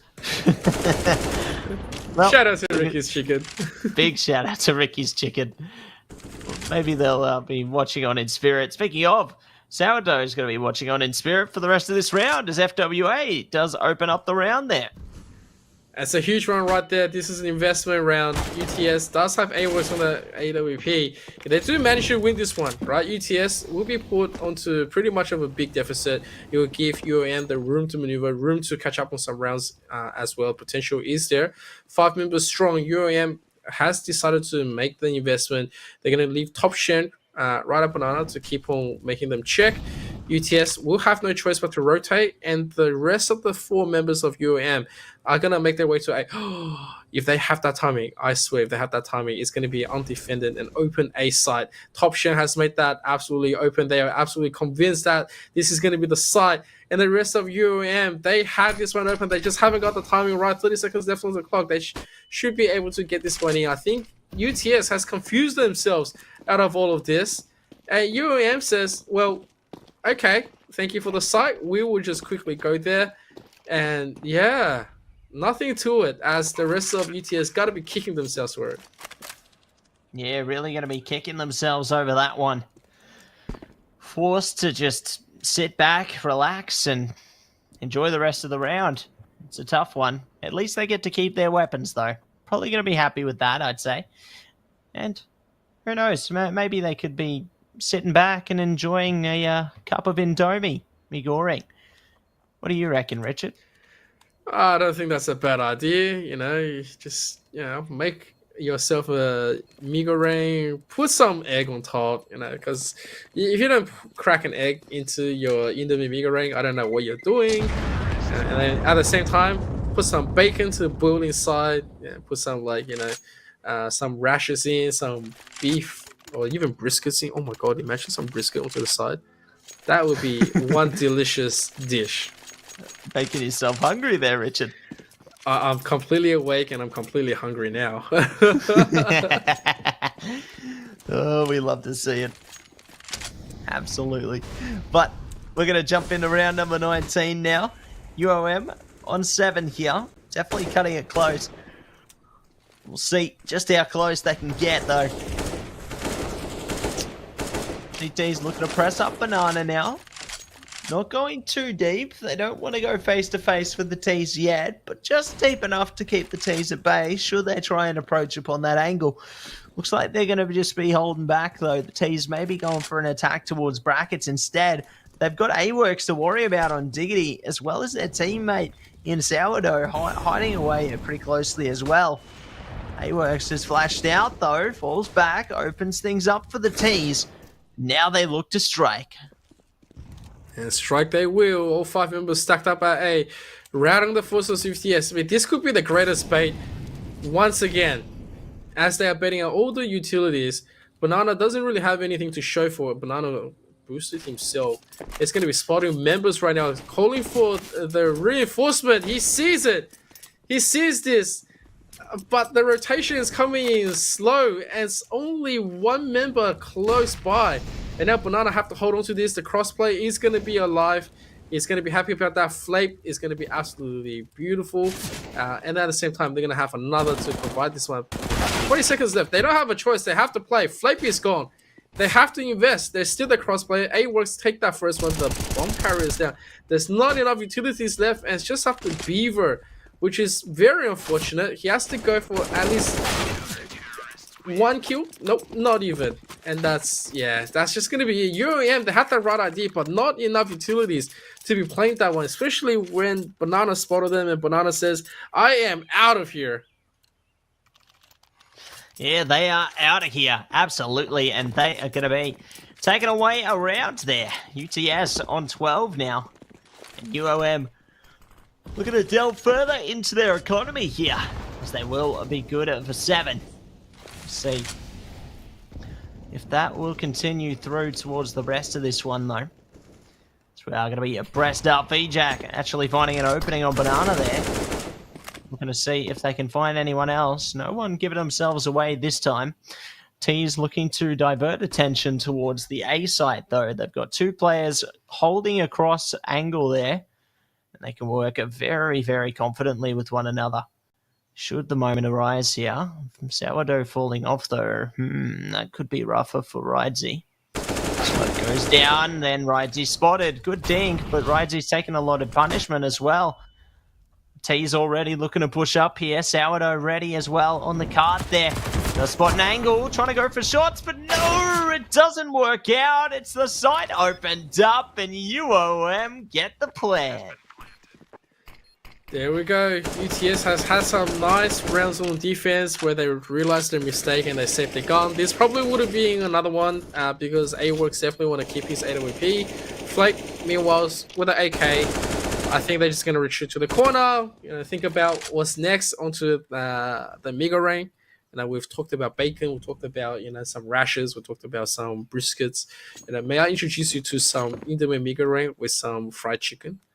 That's also a hot favorite, very hot contested. Some Ricky's chicken. Ricky's chicken right there. Ricky's chicken, completely. Shout out to Ricky's chicken, obviously making us hungry every time we cast them. But I really want to see it. If it is a complete real Ricky's chicken, I really want to know. Because chances are we'll probably have to go and explore. If it's gonna be a chocolate chicken, that's just gonna be absolutely amazing. You imagine the chicken salt. I can imagine. One my stomach can imagine. Oh yeah. But let's turn imagination into reality with this round now. As the T's look to take some ground early, using their utility just to make sure the CTs aren't coming up a little too closely. They won't be so far. Until now. AWorks actually going to be the one to start things off here.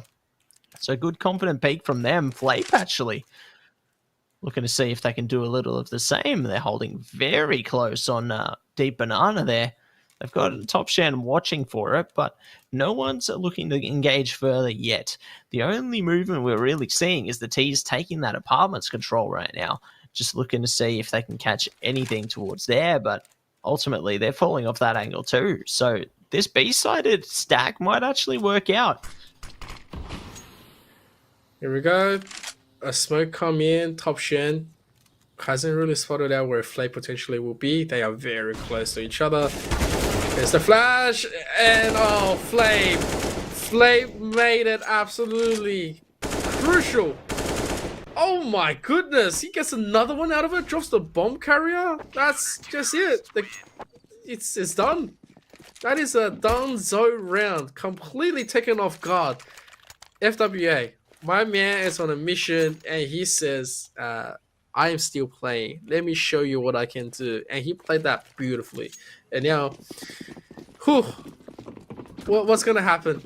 It's 5 rounds difference. AKs are here. Utility-wise, not that good. But then again, it should be okay. They don't get to throw the most amount of baits out there. Risey is gone, but so much control from Banana coming up from UTS.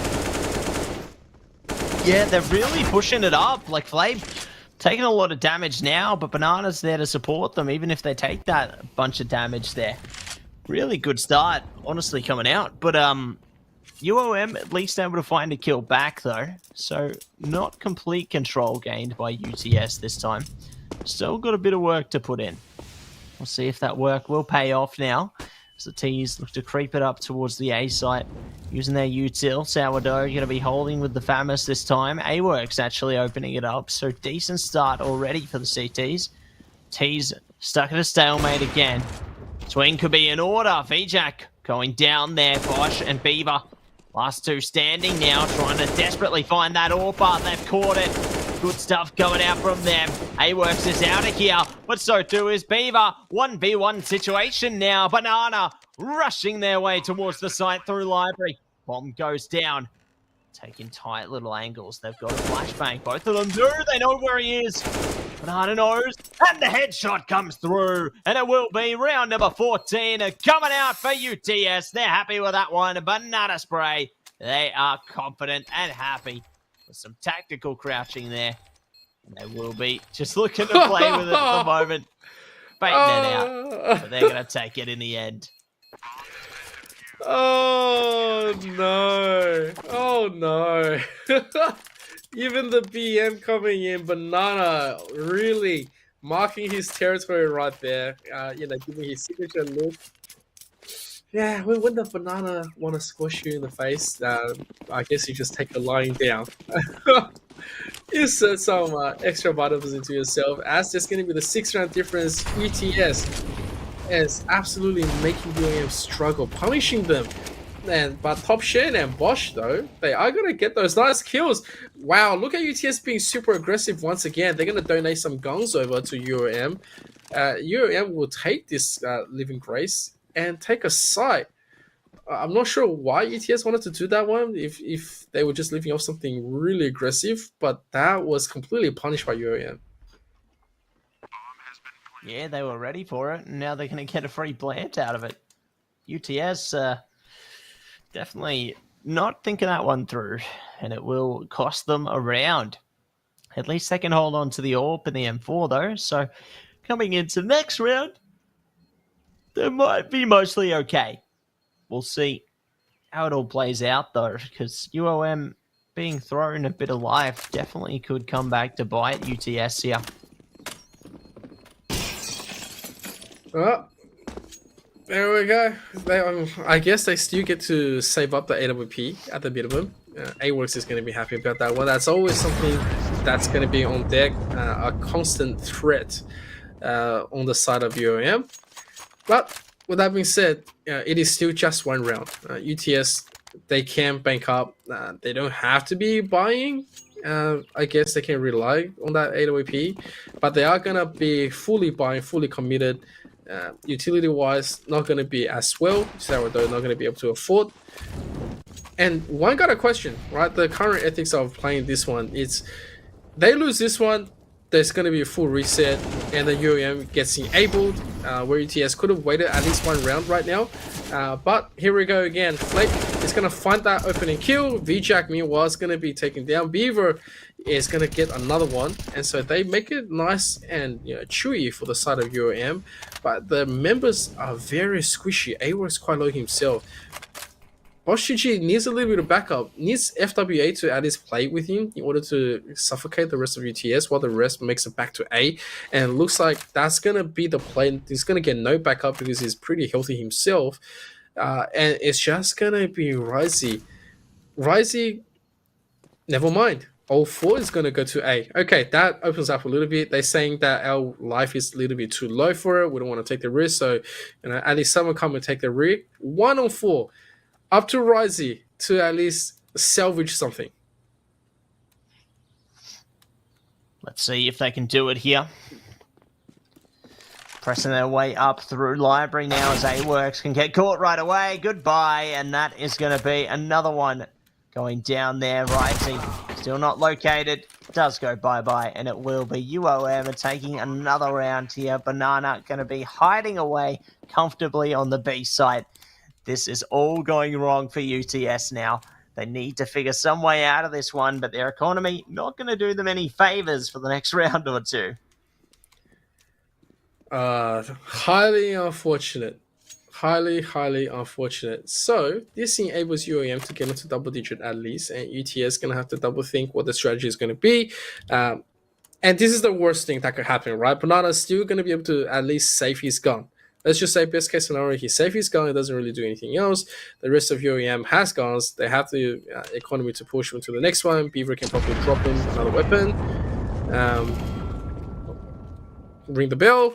But then UTS, right? If you look at it, 1950, 2050, 2300, 2200, 1900. Like, there's nothing that they can really do to purchase, which gives UAM that room to remedy themselves.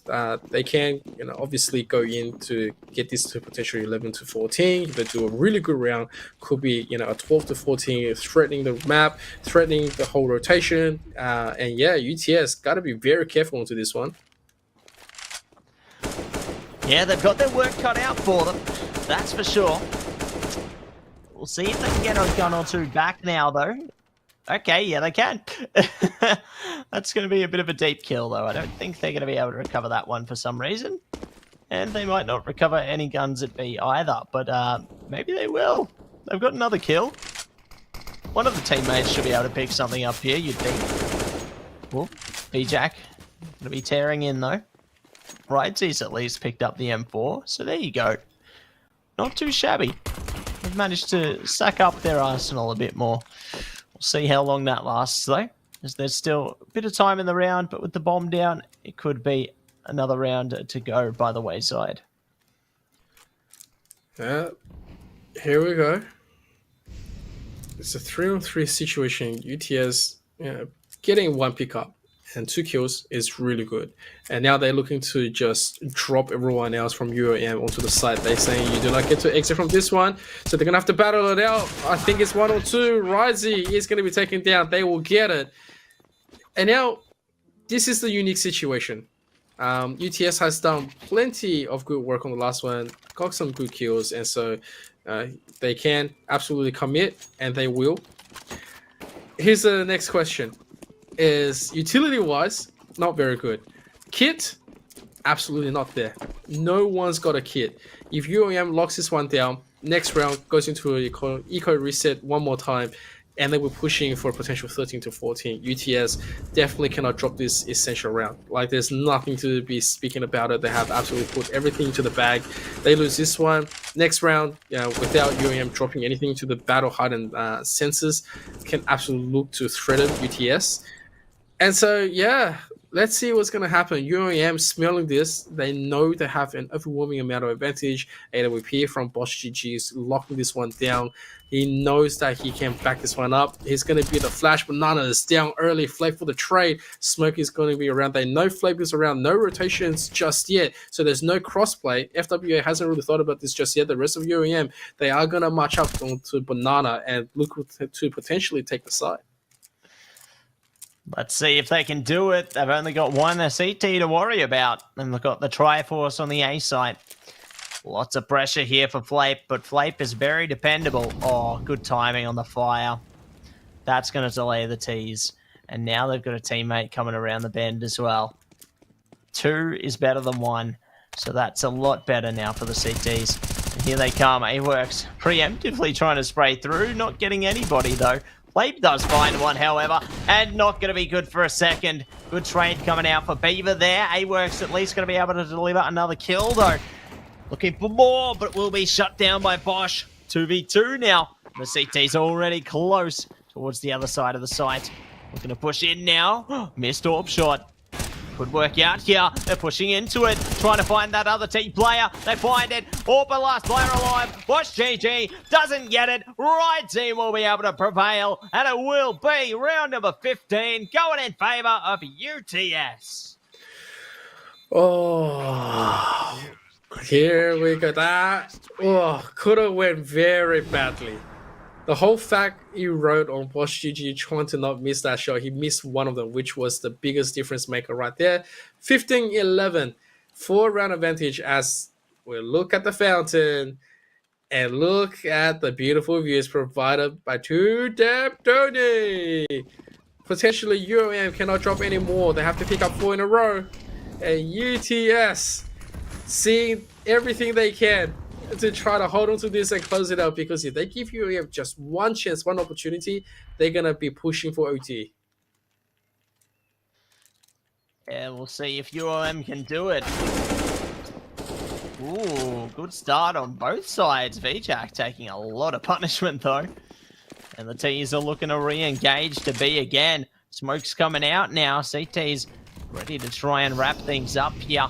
Flape holding that site. Has a teammate nearby. VJack's gone down to the nade as well. Blake been taken down in trade. Good start for the T's there. Still got more to worry about. Righty, a problem, a thorn in their side, and they will take it by the wayside. A 16 rounds for UTS. Whoo! And that is the game. That is the night. A very, very slow start out from UAM. Punishes them in the end. And UTS completely battling it through. They try to get really aggressive on a much more weakened state of UAM in terms of the mindset. But then UAM completely come back and punish them accordingly, making this one could have been a very, very tight one. 16-11. It's a really good scoreline. It's superb. Like, oh, absolutely amazing stuff. Like, you know, if we check out the rest of the results for the day, it's absolutely bonkers. We've had nothing but good stuff. I really don't know what to say. Like, Matsy, we've had plenty of things going through. The emotions were high, and a lot of things did happen. We had how can I put it? If we bring up the results now, you know, coming from UNSW versus Swinburne, you have the 16-5, and then the first win picked up by USYD against Adelaide University. RMIT still doing well, 16-10 against Monash, and 16-11 UTS into UOM. Like, what do you think about that? It's been a pretty solid day, honestly. Like, the results speak for themselves. You know, we had some pretty engaging results all the way through there, and it's really exciting to see how it all played out. But let's take a look at our standings now after these matches and see how things have shaped up here. There you go, RMIT, the first seed, and then coming by ETS, UOM, Monash, and then UNSW, Swinburne, USYD, and Adelaide University. Very, very good amount of shuffle. I would say the top 5 spot kept on shuffling for the first 4 weeks, and at the end of the day, you know, they got this one in. So really amazing stuff. We have confirmed the top 4, which is, you know, the seeds are already done. And this is really nice, right? We're going to see them completely play. They're going to play each other again. And everything else is going to be quite good. I just don't know how much more practice these teams are going to be able to do before they completely face off one last time to determine who is the best one. Yeah, it's going to be a clash of the titans, isn't it, Emp? Definitely eager to see how things go. And I'm keen to see, I guess, exactly what will ensue there. I think our next sets of matches will be occurring on the 29th of May, so stay tuned for that one. I think our first match is going to be RMIT Monash, and our second will be UTS versus UOM. But speaking of great things, Emp, let's do a big shout out to none other than our sponsors. So to start things off here, Emp, we're saying a big shout out to Predator Gaming, the gaming PC partner, who provide high-end gaming-focused PC solutions in both laptop and desktop formats, powered by Intel. Next up, it's AOC Monitors, the gaming monitor partner who provide best-in-class monitor solutions for gaming and all other needs. And next up, it is Indomie, the noodle partner. Made with high-quality flour, selected ingredients, and spices, a plate of Indomie mee goreng will certainly brighten up your day. Try any one of the flavors available today from your local grocer or at indomie.com.au. Next up, it is Game on Cancer, the charity of choice for the AEL who fund much-needed cancer research projects. If you'd like to donate, please head to the AEL's Tiltify campaign page and you can check out the QR code below. Absolutely. Thank you to all the sponsors. Thank you, Matsy, for reading them out. And of course, guys, make sure to follow Matsy at Matsy123 on his Twitter. The man is always casting games all around Australia. Yeah, it's always good to see him there. Of course, shout out to TwoTapTony for providing the observations. Shout out to Ben as well, doing amazing stuff, doing production. And of course, shout out to BK, our tournament admin, who's been able to get all of the games organized in good fashion. To organize this, if you want to follow me, it's at EmperorZK. And of course, a shout out to all the players, to the team captains, to all the units participating, to the viewers yourself who are supporting all of this. But also make sure to follow the biggest and the most important one, which is going to be be at AU Esports League across all of our social medias. We are everywhere. We're trying to keep on expanding our operations to bring you all more games all around the season. Make sure to also come back on the Wednesday where you get Rocket League. But of course, do not miss 29th of May, where we get the top 4 teams to be completely playing. It's going to be absolutely amazing. I guarantee you to be, getting lots of bangers through. But that's going to be it for us. We hope you had a lovely night. We're going to quickly tap you out, and may you have a lovely one. We'll catch you then. Peace.